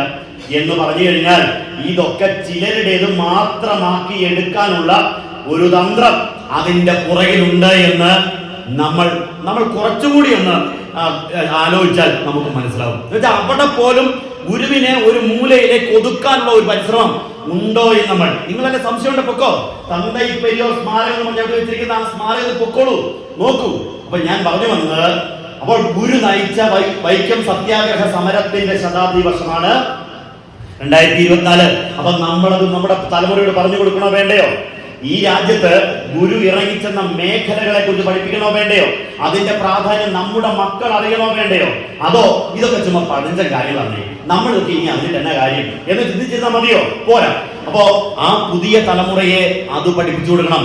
മൂന്നാമത്തെ ശതാബ്ദി എന്ന് പറയുന്നത് നിങ്ങൾക്കറിയാമല്ലോ, മഹാകവി കുമാരനാശാൻ ഗുരുവിന്റെ ഗാനകോകിലം ഹാ പുഷ്പമേ അധിക തുംഗപദത്തിലെത്ര ശോഭിച്ചിടുന്നിതൊരു രാജ്ഞി കണക്കയേനി ശ്രീ ഭൂവിൽ അസ്ഥിരം അസംശയമെന്നു നിന്റെ ആഭൂതിയങ്ങ് പുനരങ്ങു കിടപ്പിതോർത്താൽ എന്ന് പറയുന്ന വീണഭൂവിലൂടെ ഒരു പുതിയ കാവ്യ സംസ്കാരത്തെ മലയാളത്തിലേക്ക് കൊണ്ടുവന്ന, അന്നുവരെ മലയാള ഭാഷ കേട്ടിരിക്കുന്ന മുഴുവൻ അച്ചീകരണങ്ങളും പുരാണങ്ങളും കുറെ ഇതിഹാസ കഥാകഥനങ്ങളായിരുന്നെങ്കിൽ ആ സ്ഥാനത്തേക്ക് ഒരു പുതിയ കാവ്യ സംസ്കാരത്തെ പ്രോത്സാഹനം ചെയ്ത റൊമാന്റിക് കവി കൂടിയായ മഹാകവി കുമാരനാശാൻ റെഡീമർ ബോട്ടപകടത്തിൽ, പല്ലനയാറ്റിലെ റെഡീമർ ബോട്ടപകടത്തിൽ ദേഹവിയോഗം ചെയ്തതിന്റെ ശതാബ്ദി വർഷം കൂടിയാണ് 2024. നമ്മുടെ മക്കൾ ഇത് അറിയണോ വേണ്ടയോ?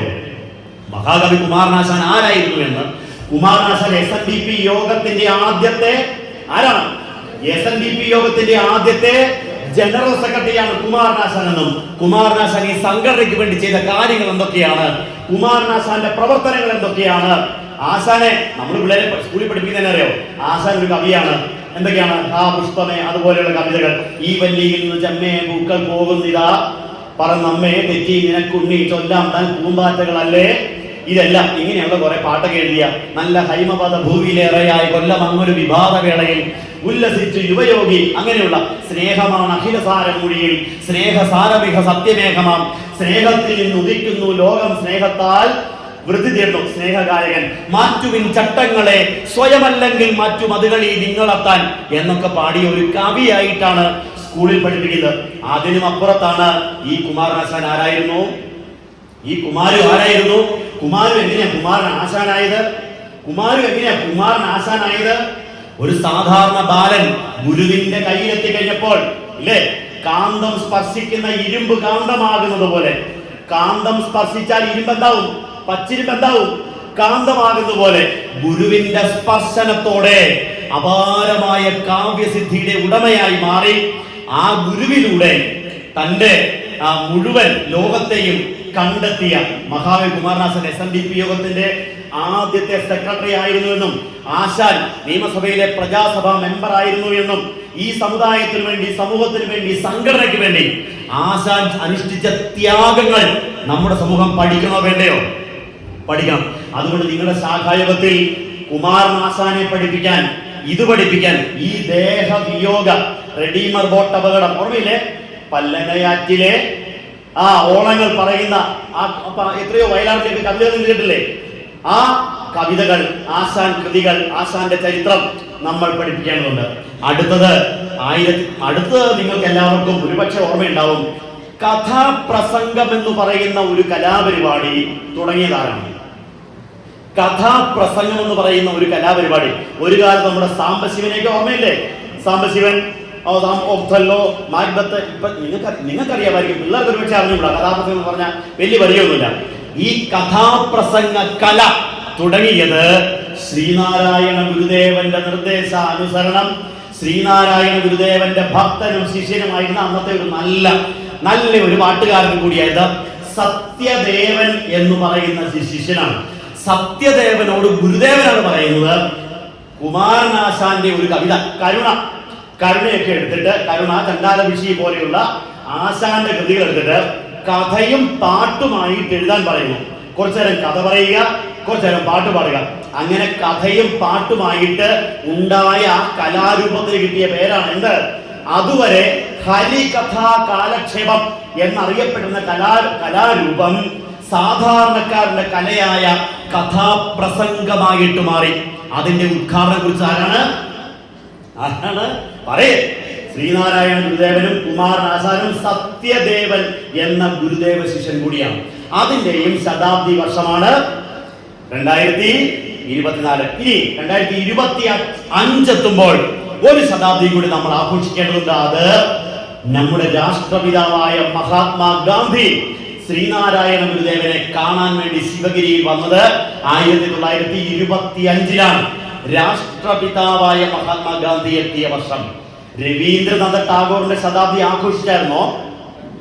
രവീന്ദ്രനാഥ ടാഗോർ ജനഗണമന എഴുതിയ ടാഗോർ ശിവഗിരിയിൽ വന്നത് 1922-ലാണ്. പക്ഷെ നമ്മളത് പലരും ഓർത്തില്ല, എനിക്ക് അറിഞ്ഞൂടാ, എന്തായാലും വേണ്ടില്ല.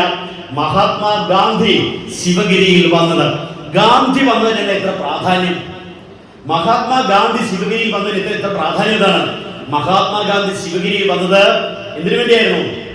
വൈക്കം സത്യാഗ്രഹത്തിന്റെ ചില അനുകൂലമായ പ്രവർത്തനങ്ങൾ ഏറ്റെടുത്ത് നടപ്പിലാക്കാൻ വേണ്ടിയായിരുന്നു. പക്ഷേ അതിനേക്കാൾ പ്രാധാന്യമുള്ള ഒരു കാര്യമുണ്ട്.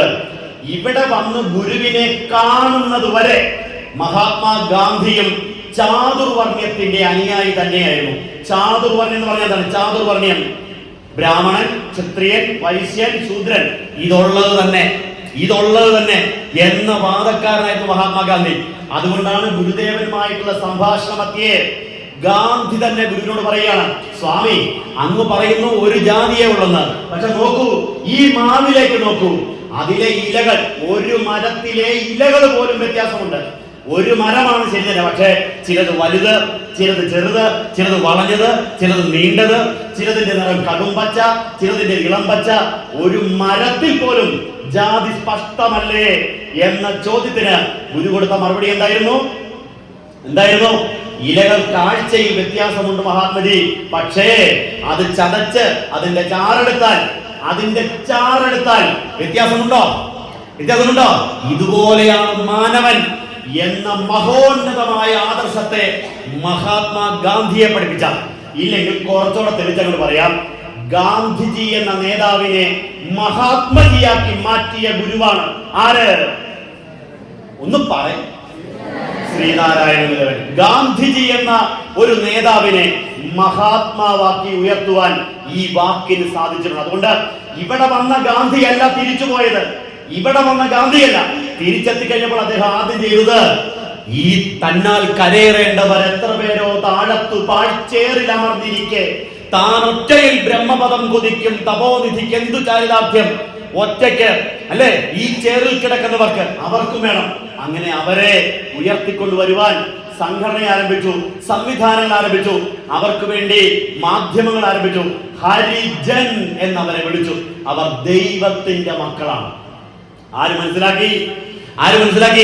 അതിന്റെയും ശതാബ്ദി വർഷമാണ്. കണ്ടോ, മഹത്തായ ഇത്രയും കാര്യങ്ങൾ ഈ ഒരു കൊല്ലം മാത്രം നമ്മളെ ഓർമ്മിപ്പിക്കുന്ന. 100 കൊല്ലം മുമ്പ് ഇത്രയും മഹോന്നതമായ കാര്യങ്ങൾ ഇന്നുവരെ നമ്മുടെ സമൂഹത്തിൽ വേണ്ട പോലെ ചിന്തിക്കാത്ത, ആലോചിച്ചിട്ടില്ലാത്ത ഇത്രയും പ്രവർത്തനങ്ങൾക്ക് 100 വയസ്സാകുമ്പോൾ അത് പുതിയ തലമുറയിലേക്ക് പകർന്നു കൊടുത്തില്ലെങ്കിൽ നമ്മൾ ഗുരുത്വമില്ലാത്തവരായി പോകും. പ്രിയപ്പെട്ടവരെ, നമ്മുടെ മക്കൾ, നമ്മുടെ കുഞ്ഞുങ്ങൾ ഈ ഗുരുവിന്റെ വലിപ്പത്തെ മനസ്സിലാക്കാതെ പോയാൽ നഷ്ടം ഈ തലമുറയുടെ മാത്രമായിരിക്കും. അതുകൊണ്ട് ഗുരുവിനെ കൊടുക്കുക, സംഘടനയെ കൊടുക്കുക. ഗുരുഭക്തിയാകുന്ന സിമന്റും പിന്നെയോ സംഘടനാ ബോധമാകുന്ന വെള്ളവും ചേർത്ത് നമുക്ക് സമുദായത്തെ പുതിയ രീതിയിൽ പടുത്തുയർത്താൻ സാധിക്കണം.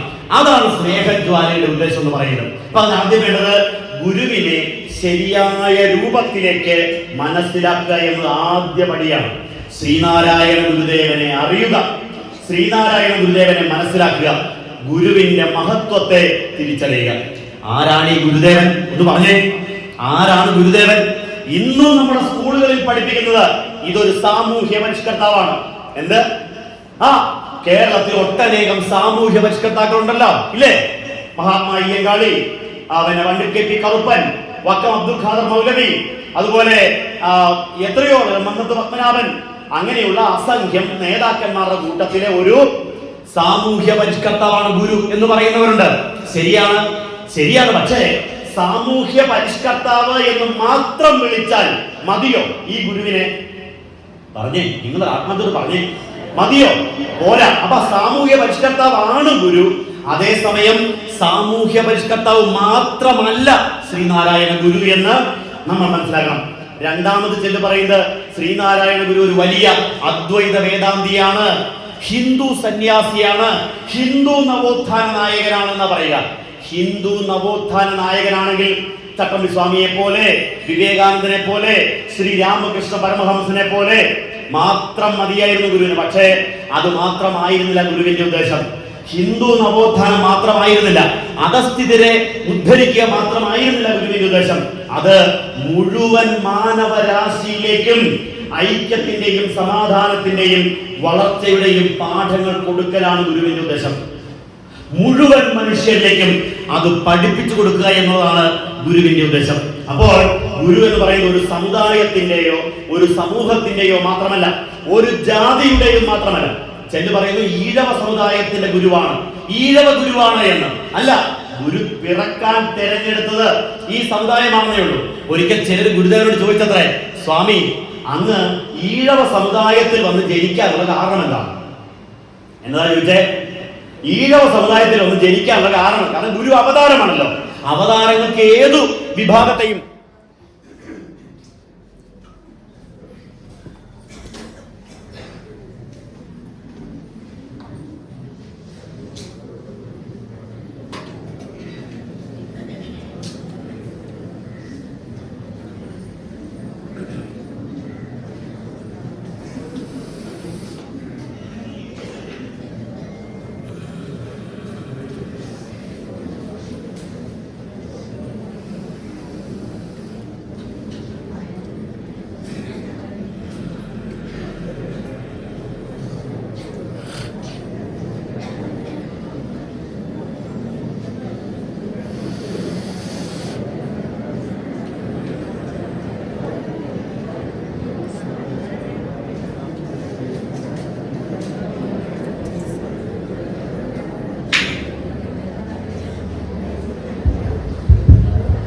അവതാരങ്ങൾക്ക് ഏതു സമൂഹത്തെ വന്ന് പറക്കാമായിരുന്നു. അപ്പൊ ഗുരുവിനെ ചോദിച്ചു, എന്തുകൊണ്ട് ഈ സമുദായത്തെ തേടുന്നു? ഗുരു പറഞ്ഞു, ശ്രദ്ധിച്ച് മനസ്സിലാക്കണേ, ഗുരു പറഞ്ഞു, ജാതിയാകുന്ന മദ്ദളത്തിന്റെ നടുക്ക് നിൽക്കുന്നവരാണ് ഈഴവർ. മദ്ദളം അപ്പൊ ഈ അത് കാണിക്കണം. ഉരുളി എന്ന് മദ്ദളത്തോട് പരാതി പറഞ്ഞിട്ടില്ലേ? ഉരുളിന്റെ പ്രത്യേകത എന്നാ? ഒരു വശത്തിന്റെ ഇടി മുഴുവൻ, മദ്ദളത്തിൻ്റെ രണ്ടു വശം. അപ്പൊ ഈ ജാതിയാകുന്ന മദ്ദളത്തിന്റെ നടുക്ക് നിൽക്കുന്നവരാണ് ഈഴവർ. എന്നിട്ട് ഗുരു പറയാണ്, ഈ മദ്ദളം കെട്ടി ഉറപ്പിക്കുന്നുണ്ടല്ലോ നിങ്ങള്, ചെണ്ട വരിഞ്ഞു മുറുക്കുന്ന പോലെ മദ്ദളം ഈ രണ്ടു വശത്തേക്കുള്ള വള്ളികളെ ഒരുപോലെ പിടിച്ചു വലിക്കണം. അപ്പോൾ ഈ നടുക്ക് നിന്നാൽ ഒരു വശത്ത് നായക നമ്പൂതിരി ബ്രാഹ്മണൻ അങ്ങനെ മുകളിലേക്കുള്ളവർ, മറുവശത്ത് ഈഴവൻ പുലയൻ പറയൻ ചണ്ടവളം വരെയുള്ളവർ. ഈ രണ്ടു കൂട്ടരെയും ഒന്നിപ്പിക്കാൻ നടുക്കുള്ളവരെ കൊണ്ടേ സാധിക്കുള്ളൂ. ശരിയോ തെറ്റോ? ശരിയോ തെറ്റോ? അങ്ങനെയാണെങ്കിൽ ഞാൻ ഈ നടുക്ക് നിൽക്കുന്നത് ഈ സമൂഹത്തെ മുഴുവൻ ഒന്നിപ്പിക്കാൻ വേണ്ടിയാണ്. ഒരു ജാതിയുടെ അല്ല, ഒരു സമുദായത്തിന്റെ അല്ല, എല്ലാവർക്കും വേണ്ടിയായിരുന്നു ഗുരുവിന്റെ പ്രവർത്തനം. അപ്പോൾ നമ്മൾ ആ ഗുരുവിനെ ഒരു സമുദായ ഗുരു മാത്രമാക്കി വ്യാഖ്യാനിക്കുമ്പോൾ, പഠിക്കുമ്പോൾ അത് എങ്ങനെയാണ് എന്ന് തിരിച്ചറിയണം. അതിന്റെ ഒരു അർത്ഥമില്ലായ്മ മനസ്സിലാക്കണം. നോക്കൂ പ്രിയപ്പെട്ടവരെ, ഇങ്ങനെ ചില പ്രത്യേക ലേബലുകൾ എഴുതി ഒട്ടിച്ചുകൊണ്ട് ഗുരുവിനെ ഒതുക്കാൻ വേണ്ടി ശ്രമിക്കുമ്പോൾ നമ്മൾ ഗുരുവിന്റെ മക്കൾ എന്ന അഭിമാനത്തോടെ വിചാരിക്കുന്ന നമ്മൾ സത്യസന്ധമായ മനസ്സോടെ ഗുരുവിനെ പഠിക്കണം. പഠിച്ചത് സമൂഹത്തെ പഠിപ്പിക്കണം. ഗുരു ആരായിരുന്നു? ഗുരുവിന്റെ വലിപ്പം എന്തായിരുന്നു? നിസ്സാരമായി പറഞ്ഞാൽ പ്രിയപ്പെട്ടവരെ, ഗുരുവിനെ കണ്ടു ബോധ്യപ്പെട്ട, പറഞ്ഞില്ലേ 102 വർഷം മുമ്പ് ഗുരുവിനെ കണ്ടു ബോധ്യപ്പെട്ട, അപ്പം 100 കൊല്ലം മുമ്പ് 25 ഗുരുവിനെ കണ്ട മഹാത്മാഗാന്ധി പറഞ്ഞറിയാമോ? ഗുരുവിനെ കണ്ടിട്ട് ശ്രീനാരായണ ഗുരുസ്വാമികളെ കാണാനിടയായത് എന്റെ ജീവിതത്തിലെ പരമഭാഗ്യമായിട്ട് ഞാൻ വിചാരിക്കുന്നു. എന്നാ പറഞ്ഞേ? ഗുരുവിനെ കാണാനിടയായതും പരിചയപ്പെടാനിടയായതും എന്റെ ജീവിതത്തിലെ ഭാഗ്യം എന്ന് വിചാരിക്കുന്നു. ഇനി അതിനും 2 വർഷം മുമ്പ് വന്ന രവീന്ദ്രനാഥ ടാഗോർ പറഞ്ഞറിയാമോ? ടാഗോർ പറഞ്ഞെങ്ങനെയാണ്? ഈ ലോകത്ത് ശ്രീനാരായണ ഗുരുവിന്റെ മുകളിലല്ല, ശ്രീനാരായണ ഗുരുവിന്റെ ഒപ്പമിരിക്കാൻ ഒരു ഗുരു വേറെ ഇല്ല എന്ന് ശിവഗിരിയിൽ എഴുതി വച്ചിട്ട് പോയ മഹാകവിയാണ് വിശ്വമഹാകവി രവീന്ദ്രനാഥ ടാഗോർ. ഞാനിപ്പോ എന്നാ പറഞ്ഞു? ഇല്ല, എങ്ങനെയൊന്നും പറഞ്ഞില്ല എന്നാണ് പറയാൻ വരുന്നത്. അല്ലല്ലോ, എന്താണ്? ശ്രീനാരായണ ഗുരുവിന്റെ മുകളിലല്ല, ശ്രീനാരായണ ഗുരുവിന്റെ ഒപ്പമിരിക്കാൻ പറഞ്ഞത് ബംഗാളി കവിയായ രവീന്ദ്രനാഥ ടാഗോറാണ്. ബംഗാളിയാണ്. അപ്പം ഇത് പറയാൻ കാരണം അറിയോ? ഇത് പറയുമ്പോൾ നമ്മൾ ഒരു കാര്യം കൂടെ മനസ്സിലാക്കണം. ഈ ടാഗോറിന്റെ നാട്ടിൽ, ടാഗോറിന്റെ സ്വന്തം നാട്ടിൽ ബംഗാളിൽ ജനിച്ച് ജീവിച്ച 2 ലോക ഗുരുക്കന്മാരുണ്ടല്ലോ. ഏതൊക്കെയാ? ശ്രീരാമകൃഷ്ണ പരമഹംസനും സ്വാമി വിവേകാനന്ദനും. ബംഗാളിയാണ്. ടാഗോറിന് നമ്മളെക്കാൾ അവരെ അറിയാം. ടാഗോറിന് ഇങ്ങനെ പറഞ്ഞാൽ പോരാ, അല്ലെ ഇങ്ങനെ എഴുതിയാൽ പോരാന്നോ? എന്റെ നാട്ടിലെ ശ്രീരാമകൃഷ്ണനെ പോലൊരു ഗുരു ദാ കേരളത്തിൽ, അല്ലെ എന്റെ നാട്ടുകാരനായ സ്വാമി വിവേകാനന്ദനെ പോലെ ഒരു ഗുരു കേരളത്തിൽ എന്ന് പറഞ്ഞാൽ പോരായിരുന്നോ? പക്ഷേ പറഞ്ഞത് ഇങ്ങനെയാണ്, എഴുതിയത് ഇങ്ങനെയാണ്. ഈ ലോകത്ത് ശ്രീനാരായണ ഗുരുവിന്റെ മുകളിലല്ല. ടാഗോറിന്റെ കൃത്യം വാക്കുകൾ പറഞ്ഞാൽ, may a person who is one par with him in spiritual attainment. ആത്മീയതയിൽ ഗുരുവിന്റെ ഒപ്പമിരിക്കാൻ ഒരു ഗുരു വേറെ ഇല്ല എന്ന് പറയാൻ കണ്ടു മനസ്സിലാക്കിയ ടാഗോറിന് സാധിച്ചു. അതാണ് ഗുരുവിന്റെ സ്ഥാനം. അത് കണ്ടു മനസ്സിലാക്കിയവർക്ക് മനസ്സിലായി. പ്രിയപ്പെട്ടവരെ, ഈ ടാഗോറിന്റെ കൂടെ വന്ന CF ആൻഡ്രൂസ്, ദീനബന്ധു എന്ന അപരനാമത്തിൽ CF ആൻഡ്രൂസ് പറഞ്ഞെന്താണ്? ഗുരുവിനെ കണ്ടപ്പോൾ പറഞ്ഞെന്താണ്? ഞാൻ SNDP-കാരുടെ നേതാവിനെ കണ്ടു, ഈഴവ ഗുരുവിനെ കണ്ടു എന്നല്ല പറഞ്ഞത്. ഞാൻ ദൈവത്തെ മനുഷ്യരൂപത്തിൽ കണ്ടു. അത് മലയാളത്തിലെ നാരായണ ഗുരുസ്വാമികൾ അല്ലാതെ മറ്റാരുമല്ല. ഇതാരാണ്? ദൈവം മനുഷ്യരൂപത്തിൽ അവതരിച്ചതാണ്. പുരുഷാകൃതി പൂണ്ട ദൈവമോ നരദിവ്യാകൃതി പൂണ്ട ധർമ്മമോ അത് സത്യമാണെന്ന് CF ആൻഡ്രൂസ് പറയുന്നു. നോക്കിക്കേ. അതുപോലെ മലയാളത്തിലെ പ്രശസ്തനായ മഹാകവി, മലയാളത്തിൽ ഒത്തിരി മഹാകവികളുണ്ടല്ലോ. അപ്പൊ നമ്മള് ബംഗാളിയായ ടാഗോർ ഗുരുവിനെ കുറിച്ച് പറഞ്ഞത് കേട്ടു, വിദേശിയായ CF ആൻഡ്രൂസ് ഗുരുവിനെ കുറിച്ച് പറഞ്ഞത് കേട്ടു. ഒരു മലയാളി കൂടി പറഞ്ഞ് നമുക്ക് കേൾക്കാം. കാരണം മലയാളിക്ക് എന്നും പാരയാണ്. ആണോ?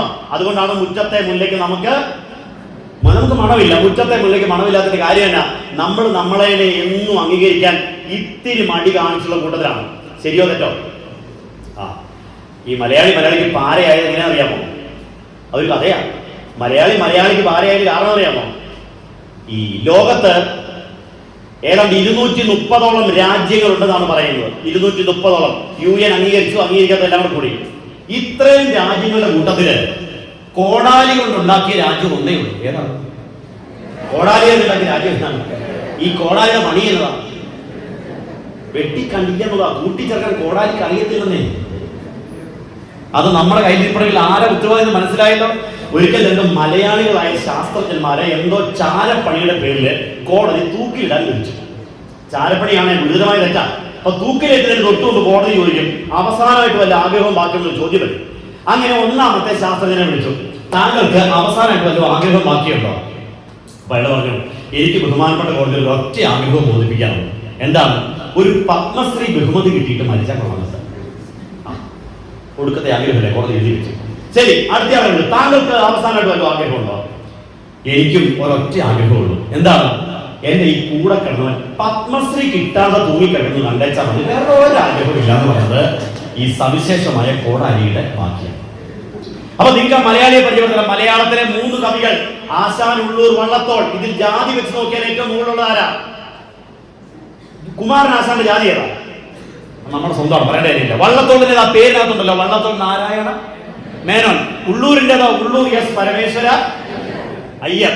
ആദ്യ ബ്രാഹ്മണനാണ്, ഗോത്രമാണ് ഉള്ളൂരിന്റേത്. ഉള്ളൂർ S പരമേശ്വര അയ്യർ ശിവഗിരി വന്നു, ഗുരുദേവനെ കണ്ടു. ഒരു 12 മണി സമയത്ത് വന്നു, കണ്ടു, കുറെ നേരം സംസാരിച്ച് ഒരു 1 മണിയൊക്കെ ആകാറായിട്ട് ഉള്ളൂർ പതിയെ, സ്വാമി ഞാൻ പോയിട്ട് വരാമെന്ന് പറഞ്ഞ് യാത്ര പറഞ്ഞ് ഇറങ്ങാൻ തുടങ്ങിയപ്പോഴേ ഗുരുദേവൻ ഉള്ളൂരിനോട് ചോദ്യം. എന്ത് ചോദ്യം? നിങ്ങൾ തല വഹിക്കേണ്ട ഉച്ചക്കാണ് കിട്ടിക്കരുത് ചോദ്യമില്ല. എന്നാ ഊണ് കഴിച്ചിട്ട് പോവാ ചോദിക്കൂലേ? അതോ തൊടുപുഴക്കാരോട് ഊണ് കഴിച്ചിട്ടാണല്ലോ അല്ലേ വന്നെന്നാണ് ചോദിക്കുന്നത്. എന്നാ അവനെ അവനോട് അവസാനിപ്പിക്കാം. നിങ്ങൾ ചോദിക്കില്ല, അപ്പൊ നിങ്ങൾ ചോദിക്കില്ല. ഗുരു പറഞ്ഞു ഊണ് കഴിച്ചിട്ട് പോവാം. ഉള്ളൂർ പറയാം. ഇത് കേട്ടപ്പോ ഉള്ളിൽ വെള്ളിൽ പറ്റിയ അവസ്ഥയായി പോയി. കാരണം ശിവഗിരിക്ക് ഒരു പ്രത്യേകതയുണ്ട്. അവിടെ ചോറ് വയ്ക്കാൻ അന്നാട്ടിലെ പുലയ, കുറവ സമൂഹത്തിൽപ്പെട്ട ആളുകളെ ഗുരു വിളിച്ചു. വിളമ്പി കൊടുക്കാൻ പറയൻ, ചണ്ടാളൻ എന്നിവരെ വിളിച്ചു. ഇരുന്ന് കഴിക്കാൻ ഇക്കാളായ എല്ലാവരും വിളിച്ചു.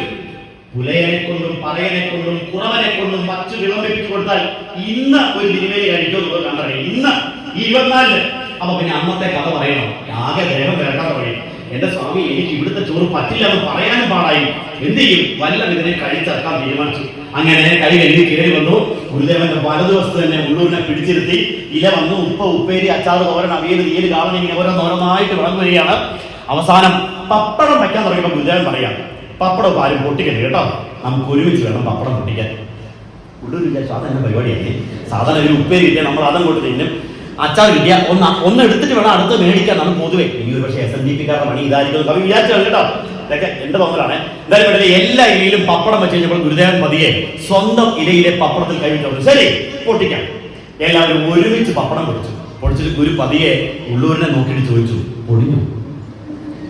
കവി കാര്യം മനസ്സിലാക്കി. ഈ പപ്പടമാണ് പറയണത്, കണ്ടാലും പറയാൻ എന്താ എടുത്തു പറയാനിരിക്കുന്നു. ഗുരു ഒന്നോളം ചോദിച്ചു, പൊടിഞ്ഞില്ലേ പരമേശ്വര? ഈ ചോദ്യം കേട്ടപ്പോൾ ഉള്ളൂരിന്റെ ഉള്ളിൽ എന്തോ ഒന്ന് പൊടിഞ്ഞു. കൈ കുപ്പിയിട്ട ഉത്തരം, പൊടിഞ്ഞു സ്വാമി. നന്നായിട്ട് പരിപൂർണമായിട്ട് പൊടിഞ്ഞു സ്വാമി. നെയ് വരുന്നു, കഴിച്ചോളാൻ പറഞ്ഞു.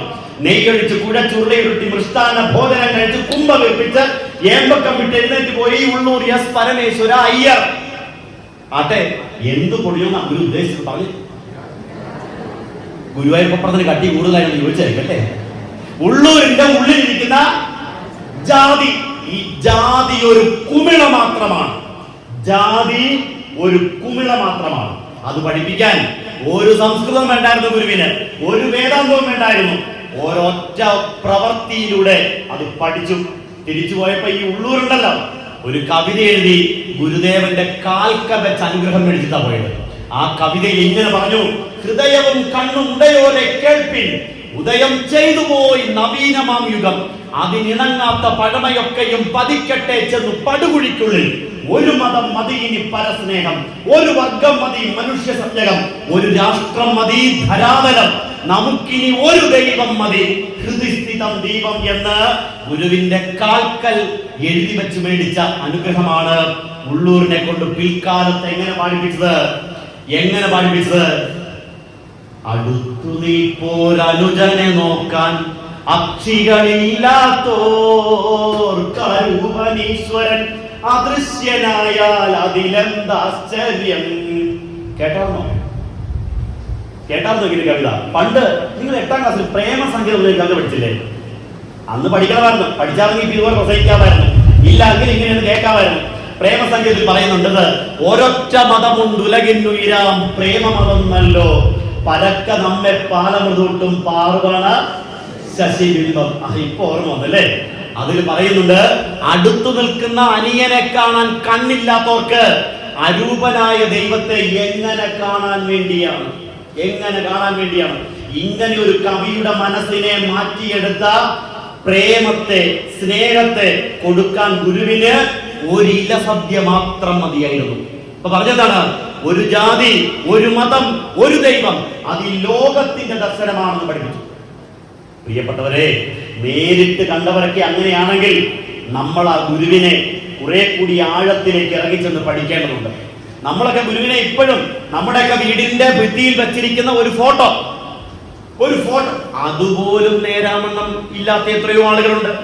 ഒരു ഫോട്ടോ പോലും നേരാമണ്ണം വീട്ടിൽ വെക്കാൻ പറ്റിയിട്ടില്ലാത്ത നിങ്ങൾ ഈ ക്ലാസ് കഴിഞ്ഞിട്ടുണ്ടല്ലോ, നിങ്ങളുടെ ശാഖയിലേക്ക് ചെന്ന് കഴിഞ്ഞാൽ ചെയ്യേണ്ട അടുത്ത പ്രവർത്തനം, ശ്രീനാരായണ ഗുരുദേവന്റെ ചിത്രം എല്ലാ വീടുകളിലും ഉണ്ടോ? അതും നല്ല വെള്ള ഷാളോ പുതച്ചിരിക്കുന്ന, അല്ലെങ്കിൽ ഒരു കാവി ഷാള് പുതച്ചിരിക്കുന്ന ഒരു ചിത്രം ഉണ്ടോ നോക്കണം. കാരണം ഗുരുദേവൻ ഉടുത്തിട്ടില്ലാത്ത മുണ്ടാണ് ഏത്? മഞ്ഞ. അപ്പോ നമ്മൾ ആ ഒരു നല്ല ചിത്രം നമ്മുടെ എല്ലാ വീടുകളിലും ഉണ്ടാവണം. ആ ചിത്രം അത് വയ്ക്കേണ്ട രീതിയിൽ വച്ചിരിക്കണം. ഏതാ? ഗുരുവിന്റെ സ്ഥാനത്തിന് യോജിച്ച രീതിയിൽ ഒരു നല്ല ഫോട്ടോ അവിടെ ഉണ്ടാവണം. ആ ഫോട്ടോയിൽ ഒരു പൂവോ ഒരു മാലയോ കെട്ടിച്ചാർത്തി അലങ്കരിച്ചിരിക്കണം. ആ ഫോട്ടോ ആ കുടുംബത്തിന്റെ നാഥനാണെന്ന് അവിടെയുള്ളവർക്ക് ബോധ്യം വന്നിരിക്കണം. ആ ചിത്രത്തെ പോലും ശരിയായ രൂപത്തിൽ അറിയാൻ പറ്റുന്നത്. ഞാൻ എൻ്റെ സ്കൂളില് ഒരു ചെറിയ റൂമില് ഒരു ക്വാർട്ടേഴ്സ് എനിക്ക് എൻ്റെ വിദ്യാലയത്തോട് ചേർന്ന് തന്നെയുണ്ട്. ഞാൻ കുറെ കാലം അവിടെയാണ് താമസിച്ചുകൊണ്ടിരുന്നത്. ഈ ഫോട്ടോ പോലും മനസ്സിലാക്കാത്ത ആളുകളുടെ കഥ ഞാൻ പറയണേ. അപ്പോ ഒരു ദിവസം +2 പഠിക്കുന്ന ഒരു കുട്ടി, ആ നല്ലൊരു ചെറുപ്പക്കാരനാണേ, അപ്പൊ എന്റെ റൂമിൽ ഗുരുദേവന്റെ ഒരു ബ്ലാക്ക് ആൻഡ് വൈറ്റ് ഫോട്ടോയാണ് വെച്ചിരിക്കുന്നത്. ബ്ലാക്ക് ആൻഡ് വൈറ്റ് ഫോട്ടോ, തലവരെ ഇങ്ങനെ മുണ്ടൊക്കെ വെച്ചിരിക്കുന്ന ഒരു ഫോട്ടോയാണ്.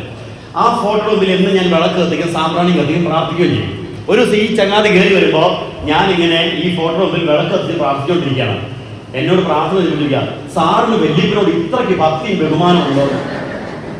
കണ്ടാൽ പോലും മനസ്സിലാവുന്ന പുതിയ തലമുറയ്ക്ക് ഗുരുവിന്റെ ഒരു യഥാർത്ഥ ഫോട്ടോ കണ്ടാൽ പോലും മനസ്സിലാവാത്ത കാലത്തിലേക്ക് നമ്മൾ പോയിക്കൊണ്ടിരിക്കുന്നത്.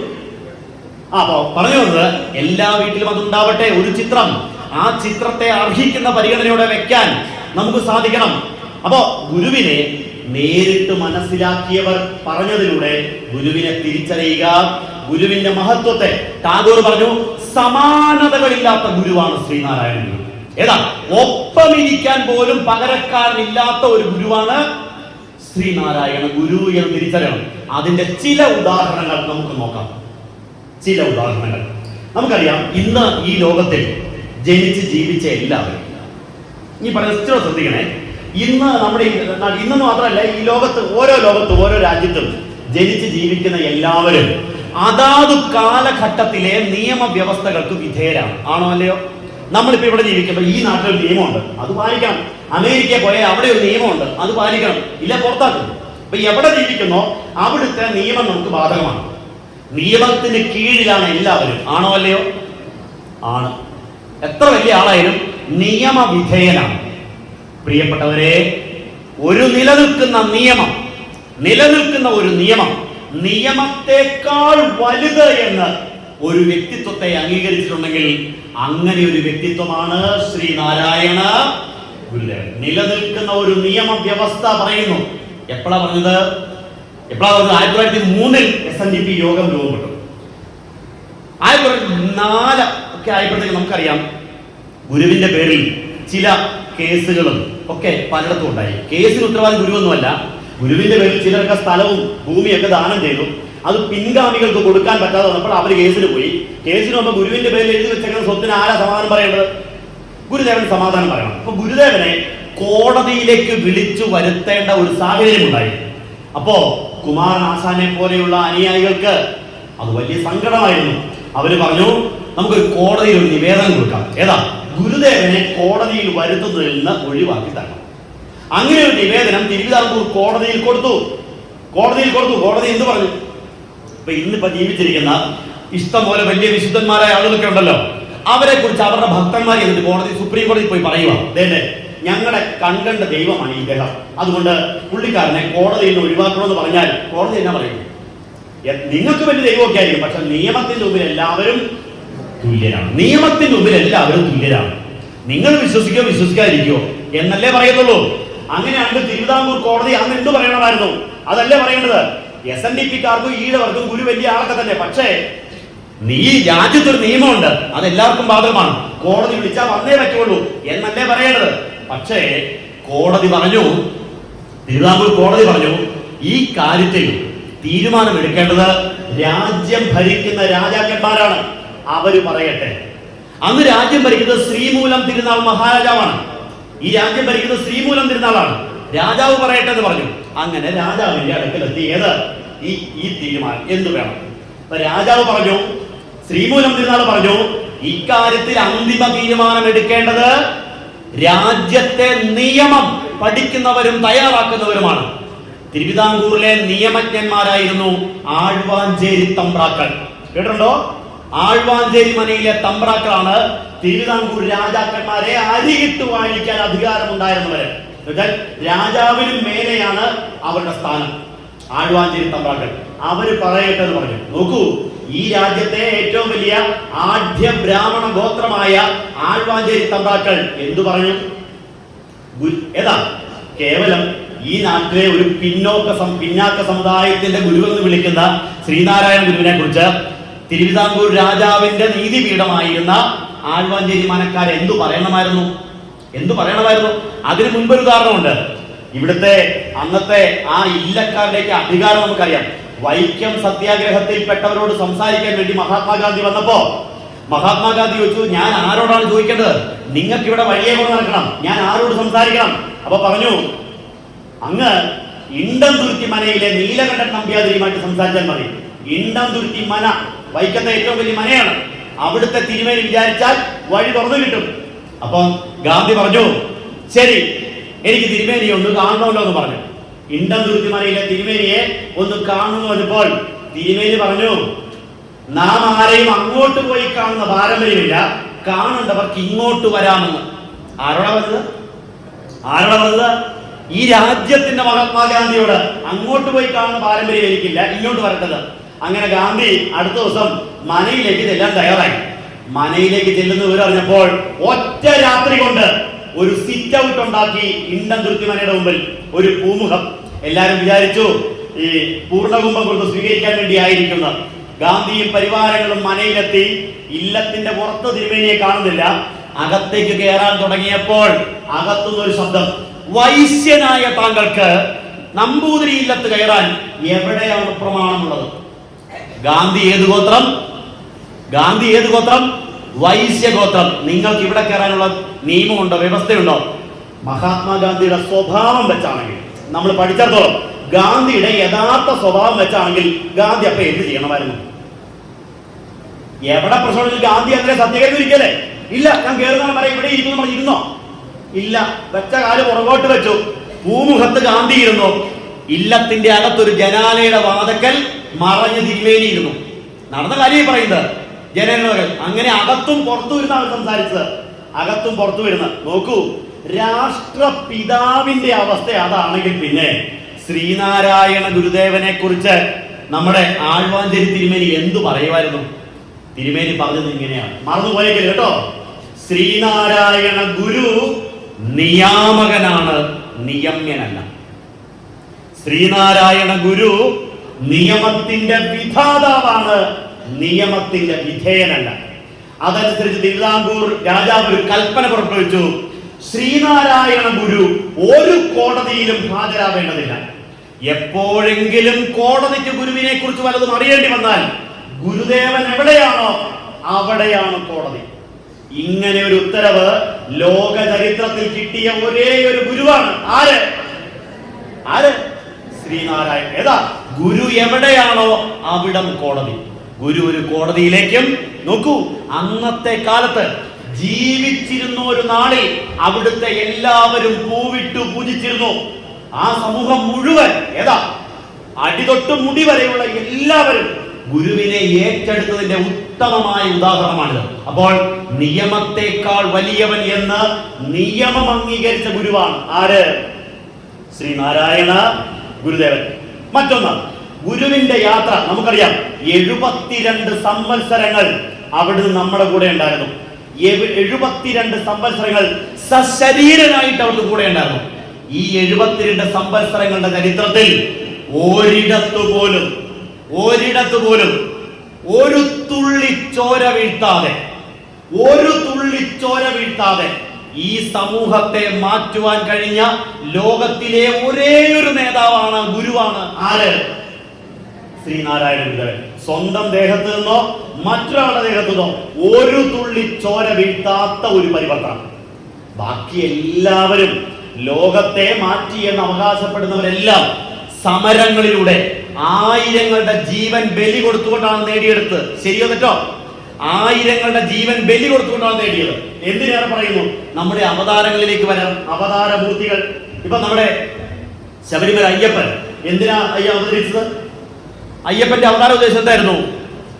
മഹിഷി എന്ന് പറഞ്ഞ പോത്തിനെ ഇല്ലായ്മ ചെയ്യണം. ആണോ അല്ലയോ? അങ്ങനെ മഹിഷിയെ കൊന്ന സ്ഥലമാണ് എരുമ കൊല്ലി എന്ന പേരിൽ അറിയപ്പെടുന്ന എരിവേലിയായിട്ട് മാറിയത്. അപ്പൊ മഹിഷിയെ കൊല്ലുക. ശ്രീരാമൻ എന്തിനാ ഭൂമിയിൽ അവതരിച്ചത്? രാവണനെ കൊല്ലാൻ വേണ്ടിയാണ്. രാവണനെ കൊല്ലുക. ശ്രീകൃഷ്ണൻ എന്തിനാ അവതരിച്ചത്? കംസനെ നിഗ്രഹിക്കാൻ വേണ്ടി. കംസൻ ആരാ? ശ്രീകൃഷ്ണനെ അമ്മാവനാട്ടോ. എന്നോട് എന്റെ മരുമകൻ എനിക്ക് പറയാണ്, മാമ ഇങ്ങനെ പോയാൽ ഞാൻ കൃഷ്ണനായിട്ട് വരും കേട്ടോ എന്ന്. അതാണ് ഉദ്ദേശം, അവതാര ഉദ്ദേശം. അപ്പോ ശത്രുക്കളെ സംഹരിക്കുക, അതാണ് അവതാരങ്ങളുടെ എല്ലാം ദൗത്യം. ആണോ അല്ലയോ? കാളി ദാരികനെ കൊല്ലാൻ, എല്ലാം അത് തന്നെയാണ് അവതാരങ്ങളുടെ ദൗത്യം. അതാണ്. അതുകൊണ്ടാണ് ഈ രണ്ടാളുകൾ തമ്മിൽ വഴക്ക് കൂടുമ്പോഴേ, ഇപ്പൊ നിങ്ങളുടെ അയൽപക്കത്തിൽ രണ്ടുപേര് തമ്മിൽ ഇങ്ങനെ പതിയെ ഒരസം തുടങ്ങി കൂട്ടിയിരിക്കും. നിങ്ങൾക്കൊരു ചെറിയ മോഹം, രണ്ടിലൊന്നിനെ തീർക്കണം എന്നൊരു ആഗ്രഹം ഉണ്ടെങ്കിൽ ഒരു മന്ത്രമുണ്ട്. അവരിങ്ങനെ പതിയെ ഉരസുമ്പോൾ ഇനി മാറി നിന്നിട്ട് പതിയെ രാമ രാവണ കാളി ദാരിക ബാലി സുഗ്രീവ കീരി പാമ്പ് കടി കടി എന്ന് പറഞ്ഞ് നഖം കൂട്ടി ഉരസിയാൽ ഒന്നും എഴുതിയെടുക്കാമായിരുന്നല്ലേ. ക്യാമ്പിന് പോയിട്ട് അങ്ങനെയെങ്കിലും ഒരു പ്രയോജനം ഉണ്ടാവട്ടെ. സ്നേഹജ്വാല എന്ന പേര് കേട്ടോ, മറന്നേക്കരുത്. പറഞ്ഞു മനസ്സിലായോ? ശത്രുക്കളെ സംഹരിക്കുക, അതാണ്. പക്ഷെ ഗുരു പറഞ്ഞു, ശത്രുവിനെ സംഹരിച്ചാൽ ശത്രുക്കളുടെ എണ്ണം കൂടുവോ കുറയുവോ? ശത്രുക്കളുടെ നിങ്ങളുടെ എതിരാളിയെ കൊന്നു വിചാരിക്കേ, ഒരു ശത്രു ഇല്ലാതായോ? ശത്രുക്കളുടെ എണ്ണം കൂടിയോ? ഗുരു പറഞ്ഞു, ശത്രുവിനെ അല്ല കൊല്ലേണ്ടത്, ശത്രുതയെ സംഹരിക്കണം. അപ്പോൾ ശത്രു സംഹാരമൂർത്തികൾ ഒരുപാടുണ്ട് പ്രിയപ്പെട്ടവരെ ലോകത്ത്. ശത്രുത സംഹാരമൂർത്തി ഒന്നേ ഉള്ളൂ. ആര്? ഒന്ന് ആത്മാർത്ഥമായിട്ട് പറഞ്ഞെന്ന് ശ്രീനാരായണ ഗുരുദേവൻ. ശത്രുത സംഹാരമൂർത്തി, ഒരു തുള്ളി ചോര ചിന്താതെ. അതാണ്. എന്തിനാ? ഒരെറുമ്പിനെ പോലും കൊല്ലാതെ. അതാണ്, ഒരെറുമ്പിനെ പോലും കൊല്ലാതെയാണ് ആ പരിവർത്തനം വരുത്തിയത്. അടുത്തത് ഈ ലോകം കണ്ട ഏറ്റവും വലിയ കാരുണ്യവാനായിരുന്നു ഗുരുദേവൻ. ഈ ലോകം കണ്ട, ലോകം തന്നെ ഞാൻ പറഞ്ഞത്, ഈ ലോകം കണ്ട ഏറ്റവും വലിയ കാരുണ്യവാൻ, ഏറ്റവും വലിയ കാരുണ്യവാൻ. നമുക്കൊക്കെ എപ്പോ വേണമെങ്കിലും തല്ലിക്കൊല്ലാൻ ലൈസൻസ് ഉള്ള ഒരു ജീവി ഉണ്ടല്ലോ. ഏതാ? നമുക്കൊക്കെ എപ്പോ വേണമെങ്കിലും തല്ലിക്കൊല്ലാൻ ലൈസൻസ് ഉള്ള ജീവി. പട്ടിയോ? വിവരം അറിയും നിങ്ങൾ, മുനിസിപ്പാലിറ്റി അറിഞ്ഞു കഴിഞ്ഞാൽ. പാമ്പോ? ഒന്നുമില്ല. ബാബാ സുരേഷിനെയൊക്കെ പണി ചെയ്ത് രക്ഷിക്കാന്നുള്ളതാണ്. കൊതുകിനെ കൊന്നില്ലെങ്കിൽ കുറ്റബോധം തോന്നും അല്ലേ? കൊതുക് അടിച്ചിട്ട് രക്ഷപ്പെട്ടു പോകുന്നൊരു കാഴ്ച ആലോചിച്ച് നോക്കിയേ, ആകെ ഒരു ടെൻഷനാണ്. അതിനെ പോലും ഹിംസിച്ചിട്ടില്ലാത്ത ഒരു ഗുരുവിനെ സങ്കല്പിക്കാൻ പറ്റുമോ? അതിനെ പോലും അങ്ങനെ വലിയ ഒരു അനുകമ്പാമൂർത്തി, അത്ര വലിയ ഒരു അനുകമ്പാമൂർത്തി, അങ്ങനെ ചെയ്യാൻ മനുഷ്യനെ പ്രാർത്ഥിക്കാൻ പഠിപ്പിച്ച ഒരു പീഡയെറുമ്പിനും വരുത്തരുതെന്നുള്ള അനുകമ്പയും സദാ കരുണാകര നൽകുകുള്ളി നിൻ തിരുമൈ വിട്ടകലാതെ ചിന്തയും. കണ്ടോ? അല്ലയോ കാരുണ്യവാനെ, ഒരെറുമ്പിനെ പോലും നോവിക്കാത്ത ഒരു മനസ്സ് തരണേന്ന്, കൊല്ലാത്തതല്ല, നോവിക്കാത്ത മനസ്സ് തരണമെന്ന് പ്രാർത്ഥിച്ച അത്ര വലിയ കാരുണ്യവാനായിരുന്നു ശ്രീനാരായണ ഗുരുദേവൻ. അവിടുത്തെ കൃതികൾ നോക്കൂ, ഗുരുവിന്റെ കൃതികൾ പകരം വയ്ക്കാനാവാത്ത കൃതികൾ. മുമ്പേ പറഞ്ഞില്ലേ, ഈ ലോകം കണ്ട ഏറ്റവും വലിയ ഒരു സർവമത പ്രാർത്ഥന, ഒരു വിശ്വ പ്രാർത്ഥന എടുക്കാൻ പറഞ്ഞാൽ ലോകത്തെടുക്കാൻ ഒരുപാട് പാട്ടൊന്നും ഇല്ല പ്രിയപ്പെട്ടവരെ, ഒരെണ്ണമേ ഉള്ളൂ. ഏതാ? ദൈവമേ കാത്തുകൊള്ളുന്നു. അതിന്റെ പ്രാധാന്യം അത്ര വലുതാണ്. ഇനി മലയാള ഭാഷയിൽ ഗുരു എഴുതി വെച്ച ഓരോന്നും പകരം വെക്കാൻ പറ്റാത്തത് തന്നെയാണ്. ആത്മോപദേശ ശതകം കേട്ടിട്ടില്ലേ? അറിവിലുമേറി അറിഞ്ഞിടുന്നവൻ തന്നുരുവിലുമൊത്തു പുറത്തു ഉജ്വലിക്കും, കരുവിനു കണ്ണുകൾ അഞ്ചുമുള്ളടക്കി തെരുതര വീണു വണങ്ങി ഓതിടേണം. ആത്മോപദേശ ശതകം നിങ്ങൾക്കറിയാമോ? ഈ ആത്മോപദേശ ശതകത്തിന്റെ 4 ഖണ്ഡികകളെ അടിസ്ഥാനമാക്കി നടത്തിയ പഠനത്തിനാണ് ജോൺ സ്പിയേഴ്സ് എന്ന വിദേശിയായ സാരഥി ഡോക്ടറേറ്റ് നേടിയത്. 2 ഖണ്ഡികയെ ആധാരമാക്കി നടത്തിയ പഠനത്തിനാണ് ഡോക്ടർ നടരാജ ഗുരു ഡോക്ടർ ബിരുദം നേടിയെടുത്തത്. ആലോചിച്ച് നോക്കൂ, അത്ര ആഴമേറിയ ഒരു മലയാള കൃതി മലയാളത്തിൽ വേറെ ഉണ്ടായിട്ടില്ല. ഇങ്ങനെ ഗുരുവിന്റെ ഓരോ കൃതികളും പകരം വയ്ക്കാനാവാത്ത അത്ഭുത കൃതികളാണ്. അപ്പോ ആ കൃതികൾ പ്രിയപ്പെട്ടവരെ, എന്റെ വിഷയത്തിൽ ഞാൻ മാറിപ്പോകുന്നില്ല. ഗുരുവിന്റെ കൃതികൾ എല്ലാ ഹൃദയങ്ങളിലും എത്തിക്കുക എന്നുള്ളത് നമ്മുടെ സംഘടനയുടെ ദൗത്യമായിട്ട് നിങ്ങൾ ഏറ്റെടുക്കണം. മനസ്സിലാവുന്നല്ലോ? ഗുരുവിന്റെ സമ്പൂർണ്ണ കൃതികൾ. അപ്പൊ ഞാൻ മുമ്പ് പറഞ്ഞിരുന്നു, ഗുരുവിന്റെ ഒരു ഫോട്ടോ എല്ലാ വീട്ടിലും ഉണ്ടാവട്ടെ. അങ്ങനെയാണെങ്കിൽ നമ്മുടെ ശാഖായോഗത്തിലെ എല്ലാ കുടുംബങ്ങളിലും ശ്രീനാരായണ ഗുരുദേവന്റെ സമ്പൂർണ്ണ കൃതികളുടെ ഒരു പുസ്തകമെങ്കിലും ഉണ്ടായിരിക്കണം. ഇപ്പൊ ഉണ്ടോ? നമ്മുടെയൊക്കെ വീട്ടില് ബൈബിൾ ഇല്ലാത്ത ഒരു ക്രിസ്ത്യൻ കുടുംബത്തെ കാണിച്ചു തരാമോ? നിങ്ങൾക്ക് ഞാൻ വെല്ലുവിളിക്കുന്നു. കാണിച്ചു തരാമോ? ഇല്ല. പരിശുദ്ധ ഖുർആൻ ഇല്ലാത്ത ഒരു ഇസ്ലാം കുടുംബത്തെ, ഒരു മുസ്ലിം കുടുംബത്തെ കാണിച്ചു തരാമോ? അതിനെ പഠിപ്പിക്കാനുള്ള സംവിധാനങ്ങൾ നമ്മുടെ കുടുംബയോഗ പ്രാർത്ഥനയിൽ, നമ്മുടെ കൂട്ടായ്മകളിൽ ഒക്കെ ഉത്സവം. ആശാൻ പറഞ്ഞു, മനസ്സിലാവുന്നില്ലല്ലോ, ഒന്നോടെ തെളിച്ച് പറയാമോ? അപ്പൊ ഗുരു വീണ്ടും പാടിക്കൊടുത്തു. ശ്രീവാസുദേവ സരസീരുഹ പാഞ്ചജന്യ കൗമോദഗീ ഭയനിവാരണ ചക്രപാണേ ശ്രീവത്സ വത്സ സകലാമയമൂലനാശിൻ ശ്രീഭൂപദേ ഹരഹരേ ഗോവിന്ദ ഗോപസുത ഗോഗണപാലലോല ഗോപീജനാംഗ കമനീയ നിജാംഗ സംഗ ഗോദേവി വല്ലഭ മഹേശ്വര മുഖ്യവന്ദ്യ ശ്രീഭൂപദേ. ആശാൻ മനസ്സിലായി. കൃഷ്ണൻ നേരെ മുമ്പിൽ ഒന്ന് നിൽക്കിയ ആശാനെ, ആ കണ്ണനെ ഒന്ന് തൊടാൻ വേണ്ടി ഓടിതാ. ഈ കണ്ണൻ ഓടിപ്പോ കുളത്തിലേക്ക് ചാടി മറഞ്ഞു. ആ കണ്ണനെ കണ്ടപ്പോൾ ഉണ്ടായ കൃതിയാണ് ഏത്? ശ്രീകൃഷ്ണ ദർശനം വാസുദേവ അഷ്ടകം. രാമൻപിള്ള ആശാനെ അപ്പൊ തന്നെ അത് എഴുതിയെടുത്തിട്ട് തന്റെ പുസ്തകത്തിൽ ചേർത്ത് വെച്ചു. ഇനി ഇവിടെ പഠിക്കാൻ വരുന്നവർ ഇതും കൂടെ പഠിച്ചോണമെന്ന്. ഏതാ?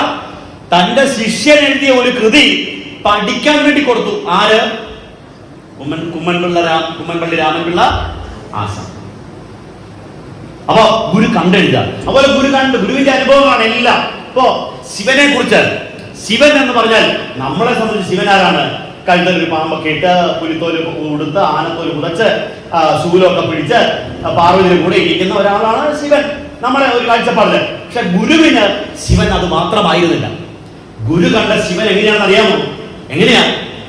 ഒരു കോടി ദിവാകരനൊത്തുയരും പടി പാരൊടു നീരനലാദികളും കെടുമാറു കിളർന്നു വരുന്നൊരു നിൻ വടിവെന്നുമിരുന്നു വിളങ്ങിടണം ഇടനേയിരു കൺമുന എന്നിലതിന്നടിയെന്നഭിലാഷമുമാപതിയെ ജഡമിന്നിതുകൊണ്ടു ജയിക്കുമിതിന്നിട ഇല്ല ഇരിപ്പതിലൊന്നിലുമേ. കൃതിയുടെ പേര് കണ്ടോ? ചിജ്ജട ചിന്തനം. ശിവനെ കണ്ടാൽ അങ്ങനെയിരിക്കും. ഒരു കോടി സൂര്യന്മാരുടെ പ്രകാശത്തോടെ ഉദിച്ചുയരുന്ന ഒരു അനുഭവമാണ് ഗുരുവിന് ശിവന്റെ ദർശനം. അപ്പോ ശിവനെ കണ്ടോണ്ട് എഴുതിയ പാട്ട് വേണോ, അതോ നരനായി ഇങ്ങനെ ജനിച്ചു ഭൂമിയിൽ നരകവാരി ഏത് വേണം? പറ. ആദ്യത്തെ ഇതാണെങ്കിൽ ഒരു രസമൊക്കെ ഉണ്ടല്ലേ, പറയാൻ എളുപ്പമുണ്ട്, പാടാൻ എളുപ്പമുണ്ട്. ഇതെന്ത് പാടാന്നേ? ഗുരുവിന്റെ കൃതികളൊക്കെ വലിയ പാടാന്നാ പറയുന്നത്. സുബ്രഹ്മണ്യനെ കുറിച്ച് എത്ര കൃതികൾ! ഓം ഓം ഓം ഹോമധൂമ പ്രകടമനാധാരം ജഗദാധാരം ജ്ഞാതൃജ്ഞാന നിരന്തര ലോകഗുണാതീതം ഗുരുണാതീതം വല്ലീ വത്സല ഭൃംഗാരണ്യകതാരുണ്യം വരകാരുണ്യം സേനാസാരമുദാരം പ്രണമത ദേവേശം. ഗുഹാഷ്ടകം പോലെയുള്ള. അപ്പോ പ്രിയപ്പെട്ടവരെ, ഇത് ജപിക്കുന്നതിലൂടെ ഒന്ന് ആ ദേവതയുടെ അനുഗ്രഹം നമുക്കുണ്ടാവും. രണ്ട്, അത് തന്ന ഗുരുവിന്റെ ഗുരുത്വവും കൂടെ നിൽക്കും. ഗുരുത്വമാണ് ജീവിത വിജയത്തിന്റെ അടിസ്ഥാനം. അതുകൊണ്ട് നമുക്ക് ഗുരുവിന്റെ സമ്പൂർണ്ണ കൃതികളെ നമ്മുടെ കുടുംബങ്ങളിലേക്ക് എത്തിക്കണം. മലയാളത്തിൽ മാത്രമല്ല, സംസ്കൃതത്തിൽ മാത്രമല്ല, നല്ല അസല് തമിഴിലും ഗുരു തന്റെ കൃതികൾ നമുക്ക് വേണ്ടി പ്രദാനം ചെയ്യും. വായിച്ചിട്ടുണ്ടോ തമിഴ്? ജ്ഞാനോദയമേ ജ്ഞാതുരുവേ നാമാതീല നർക്കതിയേ യാനോ നീയോ യാതിപരം യാതായി വിടുമോ പേച്ചായേ തേനാതില്ലൈ ചീരടിയാർ തേടും നാടാമരുമാനൂർ കോനേ മാനേർ വിരിഭാഗം കൊണ്ടായി നയിനാർ നായകമേ. അതിമനോഹരമായ തമിഴിൽ ഗുരു എഴുതിയ ദേവാര പദ്യങ്ങൾ ഉൾപ്പെടെയുള്ള 65ഓളം കൃതികളിൽ ഗുരുവിന്റെ ആത്മീയതയുണ്ട്, ആത്മസ്വരൂപമുണ്ട്. അപ്പോ നമ്മുടെ സംഘടനാ പ്രവർത്തനത്തിന്റെ അടുത്ത ഘട്ടം എന്ന് പറയുന്നത് ഗുരുവിന്റെ കൃതികൾ എല്ലാ വീടുകളിലും എത്തിക്കുക. അപ്പോ അങ്ങനെ ബോധവൽക്കരണത്തിലൂടെ ആളുകളെ ഗുരുവിലേക്ക് അടുപ്പിക്കണം. എങ്ങനെ? ബോധവൽക്കരണം. അതിനാവശ്യമായ ഒരു പ്രവർത്തന പദ്ധതി സംഘടന തയ്യാറാക്കണം. നിങ്ങൾ തിരിച്ച് എന്നിട്ട് നിങ്ങൾ ചെയ്യേണ്ടത് നമ്മുടെ ശാഖയിൽ ഇതിനു വേണ്ടി നമുക്ക് എന്ത് ചെയ്യാൻ പറ്റും? അതിനുള്ള വഴികൾ നിങ്ങൾ കണ്ടുപിടിക്കുക. രണ്ടാമതായിട്ട് നമ്മൾ ചെയ്യേണ്ടത് നമ്മുടെ കുടുംബങ്ങളിലേക്ക് ഇറങ്ങി വരിക എന്നുള്ളതാണ്. ഇറങ്ങി വരിക. ഈ കഴിഞ്ഞ കോവിഡ് കാലം വന്നപ്പോഴേ എനിക്കറിയാം എത്രയോ കുടുംബങ്ങളിൽ ഒന്ന് അന്വേഷിക്കാൻ, ഒന്ന് പറയാൻ, ഒന്ന് ചോദിക്കാൻ ഒരാളില്ലാതെ വിഷമിച്ച എത്ര കുടുംബങ്ങളുണ്ടെന്ന് അറിയാമോ? എത്ര കുടുംബങ്ങൾ. അത് ചിലരൊക്കെ എന്നെ വിളിച്ച് പറയാണ്, ഏതാ എന്നെ വിളിച്ച് പറയാണ്, ഇനി വരട്ടെ, ഇനി പിരിവെന്ന് പറഞ്ഞു വരട്ടെ. ഏതാ ഈ പിരിവിന് വേണ്ടി മാത്രം വന്നാൽ മതിയോ സംഘടനക്കാര്? സംഘടന നേതാക്കന്മാര് വീട്ടിലേക്ക് വരുമ്പോൾ ആളുകൾ എങ്ങനെ പറയുന്നത്? ദാണ്ടെ അമ്മേ നമ്മുടെ നേതാവ് വരുന്നു എന്ന് ആരെങ്കിലും പറയുമോ? അമ്മ പിരിവുകാർ വരുന്നു ആണോ അല്ലയോ? നമുക്ക് ഒറ്റപ്പണിയേ അറിയത്തുള്ളൂ. അപ്പൊ അതുകൊണ്ട് പിരിവിനപ്പുറത്താണ് കുറെ കൊടുക്കാനുണ്ട്. നമുക്ക് പൈസ കാണത്തില്ലായിരിക്കും, പക്ഷെ നിങ്ങളുടെ സ്നേഹം കൊടുക്കാം, നിങ്ങളുടെ പരിഗണന കൊടുക്കാം. അവിടെ വിഷമിക്കുന്ന ഒരു കുടുംബമാണെങ്കിൽ ഞങ്ങളുണ്ട് കൂടെ എന്നൊരു മനസ്സെങ്കിലും നമുക്ക് കൊടുക്കാൻ പാടില്ലേ? അപ്പൊ ശാഖായോഗത്തിന്റെ നേതാക്കന്മാര് ഓഫീസിൽ ഇങ്ങനെ ചക്രക്കസേരയിൽ ഇരുന്നാൽ മാത്രം പോരാ, താഴേക്ക് ഇറങ്ങി വരണം. താഴേക്ക് ഒന്ന് ആലോചിച്ച് നോക്കൂ. 88ഓളം വയസ്സാവാറായ, 80 വയസ്സ് പിന്നിട്ട ഇല്ലേ, നവതിയിലേക്ക് അടുക്കാറായ SNDP യോഗത്തിന്റെ general secretary Shri Vellappally Natesan sir ഈ പ്രായത്തിലും ഇടുക്കി വിളിച്ചാൽ ഇടുക്കിയിൽ വരും, വയനാട്ടിൽ വിളിച്ചാൽ വയനാട്ടിൽ പോകും, കർണാടകത്തിലാണെങ്കിൽ അവിടെ പോകും. ഈ പ്രായത്തിലും നമുക്ക് താഴേക്ക് വരാൻ തയ്യാറാവണം പ്രിയപ്പെട്ടവരെ. ഒരു നേതാവെന്ന് പറഞ്ഞാൽ താഴേക്ക് ഇറങ്ങി വരുന്നവനായിരിക്കണം. അതുകൊണ്ട് നമ്മുടെ ശാഖായുഗത്തിലെ രോഗമനുഭവിക്കുന്നവരുണ്ടെങ്കിൽ, ഏതാ തീരെ കിടപ്പിലായവരുണ്ടെങ്കിൽ, ഒറ്റയ്ക്ക് താമസിക്കുന്നവരുണ്ടെങ്കിൽ, മാറാ രോഗികളുണ്ടെങ്കിൽ, വയസ്സായവരുണ്ടെങ്കിൽ അവിടെ നിങ്ങൾ ഇറങ്ങിച്ചെല്ലാം. വല്ലപ്പോഴെങ്കിലും ഒന്ന് ചെന്നിട്ട് ഇപ്പൊ രോഗികളോട് പറഞ്ഞ് ഇത്ര പറഞ്ഞാൽ മതി, പേടിക്കണ്ട കേട്ടോ, ഞങ്ങൾ പ്രാർത്ഥിക്കാം, എല്ലാം മാറിക്കോളും, ഭഗവാൻ കൂടെ ഉണ്ടെന്നേ ഒരാശ്വാസ വാക്ക് കൊടുക്കാൻ കഴിയണം നേതാക്കന്മാർക്ക്. എന്നിട്ടേ അവരോട് ചതയപ്പിരിവും സമാധിപ്പിരിവും ചോദിക്കാവുള്ളൂ. അപ്പോൾ നേതാവ് താഴേക്ക് ഇറങ്ങി വരണം. ഓരോ കുടുംബങ്ങളെയും നമുക്കറിയാൻ സാധിക്കണം. അങ്ങനെ ഒരു 2, 3, 4 മാസത്തിലൊരിക്കൽ ഒരു ഭവന സന്ദർശനം. ഇനി ചിലർക്ക് വീട്ടിൽ കയറിപ്പോൾ നേരമില്ലെങ്കിൽ എല്ലാവരുടെയും ഫോൺ നമ്പർ അടങ്ങിയ ഒരു ഡയറക്ടറി നിങ്ങൾ കഴിക്കാമല്ലോ, ഉണ്ടോ ഇല്ലയോ? എല്ലാ ശാഖയിലും ആ ശാഖയിലെ കുടുംബാംഗങ്ങളുടെ പേരെഴുതിയ ഒരു ഡയറക്ടറി ഉണ്ടോ ഇല്ലയോ? ഇല്ല. അതാണ് ഉണ്ടാതിരിക്കുന്നത്. ഇല്ല, അത് വേണം, അത് വേണം. എന്നിട്ട് എന്ത് ചെയ്യണം? വല്ലപ്പോഴും ചുമ്മാ ഇരിക്കുമ്പോ ഒന്ന് വിളിച്ചന്വേഷിച്ചൂടെ, ചേച്ചി എങ്ങനെയുണ്ട്, നടുവിനൊക്കെ കുറവുണ്ടോ, ഒന്ന് ചോദിച്ചൂടെ? അപ്പോ ഒരു ഡയറക്ടറി നിങ്ങൾ ഓരോ ശാഖയും തയ്യാറാക്കണം. ആ നമ്മുടെ ശാഖയിലെ ആ ഡയറക്ടറോടൊപ്പം തന്നെ അതൊരു ഫാമിലി രജിസ്റ്റർ ആക്കി മാറ്റണം. എന്ന് പറഞ്ഞാൽ നമ്മുടെ ശാഖയിൽ ആകെ എത്ര വീടുകളുണ്ട്, ഓരോ വീട്ടിലും എത്ര വയസ്സായ എത്ര പേരുണ്ട്, 90 വയസ്സായ എത്ര പേരുണ്ട് എന്ന് പറഞ്ഞു. നിങ്ങളുടെ ശാഖയിൽ ഈ കൊല്ലം 10ാം ക്ലാസ്സിൽ എഴുതുന്ന എത്ര പിള്ളേരുണ്ട്? മറുപടി പറയാൻ വലിയ പാടാ. ഇപ്പൊ അന്വേഷിച്ചുകൊണ്ടിരിക്കുകയാണ്. ഒരു രജിസ്റ്റർ കീപ്പ് ചെയ്യണം. എന്നിട്ട് ആ രജിസ്റ്ററിൽ പ്രായത്തിനനുസരിച്ച് കൃത്യമായ രേഖയുണ്ടാവണം. നമ്മുടെ ശാഖയിൽ എത്ര പിള്ളേരുണ്ട്, നമ്മുടെ ശാഖയിൽ എത്ര യുവജനങ്ങളുണ്ട്, കല്യാണം കഴിക്കാത്ത എത്ര പേരുണ്ട്, വിധവകൾ എത്ര പേരുണ്ട്, ഇത് കണക്കുണ്ടാവണം. ആ രജിസ്റ്ററിൽ ഫോൺ നമ്പർ കൂടെ ഉണ്ടെങ്കിൽ വിളിക്കാം, അന്വേഷിക്കാം. അങ്ങനെ ഒരു നല്ല രജിസ്റ്റർ കീപ്പ് ചെയ്യുക. മറ്റൊന്ന്, നമ്മുടെ ശാഖാ യോഗത്തിൽ തീർച്ചയായിട്ടും കുട്ടികളെ പഠിപ്പിക്കാനുള്ള സംവിധാനങ്ങൾ ഉണ്ടാവണം. ബാലജനയോഗം. കാരണം നാളെ ഇത് പഠിച്ച് ലോകത്തോട് പറയേണ്ടവരാരാണ്? നമ്മുടെ പിള്ളേരാണ്. അതുകൊണ്ട് എന്റെ പ്രിയപ്പെട്ടവരെ, ഈ സ്നേഹജ്വാലയിൽ ഞാൻ പറഞ്ഞ ബാക്കി എല്ലാം മറന്നെങ്കിൽ ശരി, കുട്ടികളെ പഠിപ്പിക്കാനുള്ള സംവിധാനം അത് നിങ്ങൾ മറന്നുപോയേക്കരുത്. ഞായറാഴ്ചകളിൽ 1 മണിക്കൂർ ഉണ്ട് കേട്ടോ. തൊടുപുഴയിൽ അത് ഓൺലൈൻ ക്ലാസ് ആയിട്ടുണ്ടെന്ന് എനിക്കറിയാം. നല്ല കുറെ മാഷുമാരൊക്കെ ഇവിടെ ഇരിപ്പുണ്ട്. അപ്പൊ ഒരു നല്ല ചിട്ടയായ ബാലജനയോഗത്തിന്റെ ക്ലാസ് ഉണ്ടാവണം. ഇനി സംഘടനാ നേതാക്കന്മാർ എന്നുള്ള നിലയിൽ നിങ്ങളോട് ഒരൊറ്റ ഉപദേശം തരാനുണ്ട്. നിങ്ങളൊക്കെ നേതാക്കന്മാരാകണമെങ്കിൽ ആരാണ് നേതാവ്? അണികളുള്ളവനാണ് നേതാവ്. നിങ്ങൾക്ക് താഴെ ആളുകൾ ഉണ്ടാവണം. അതെന്ത് ചെയ്യുന്നത്?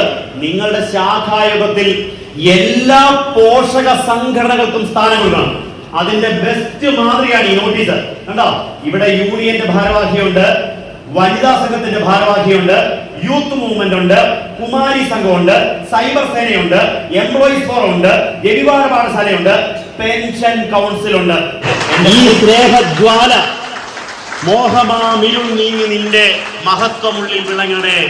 എന്താ പറയാ, ചീർത്തി തിന്നുള്ളി തെളിഞ്ഞു പൊങ്ങി നെയ് വാർത്തിടായിലും എരിഞ്ഞുകൊണ്ടേ ഇരിക്കട്ടെ എന്ന് ആശംസിച്ചുകൊണ്ട്, അനുഗ്രഹിച്ചുകൊണ്ട്, പ്രാർത്ഥിച്ചുകൊണ്ട് വളരെ സ്നേഹത്തോടെ എന്നെ ക്ഷണിച്ച പ്രിയപ്പെട്ട ശ്രീ ബിജു മാധവൻ സാറിനോടും തൊടുപുഴ SNDP യൂണിയന്റെ ഒരു നവോത്ഥാനത്തിന് നന്ദി കുറിക്കുന്ന ഈ പരിപാടിക്കും നന്ദി പറഞ്ഞുകൊണ്ട് എളിയ വാക്കുകൾ ഉപസംഹരിക്കുന്നു. വിനീത പ്രണാമം.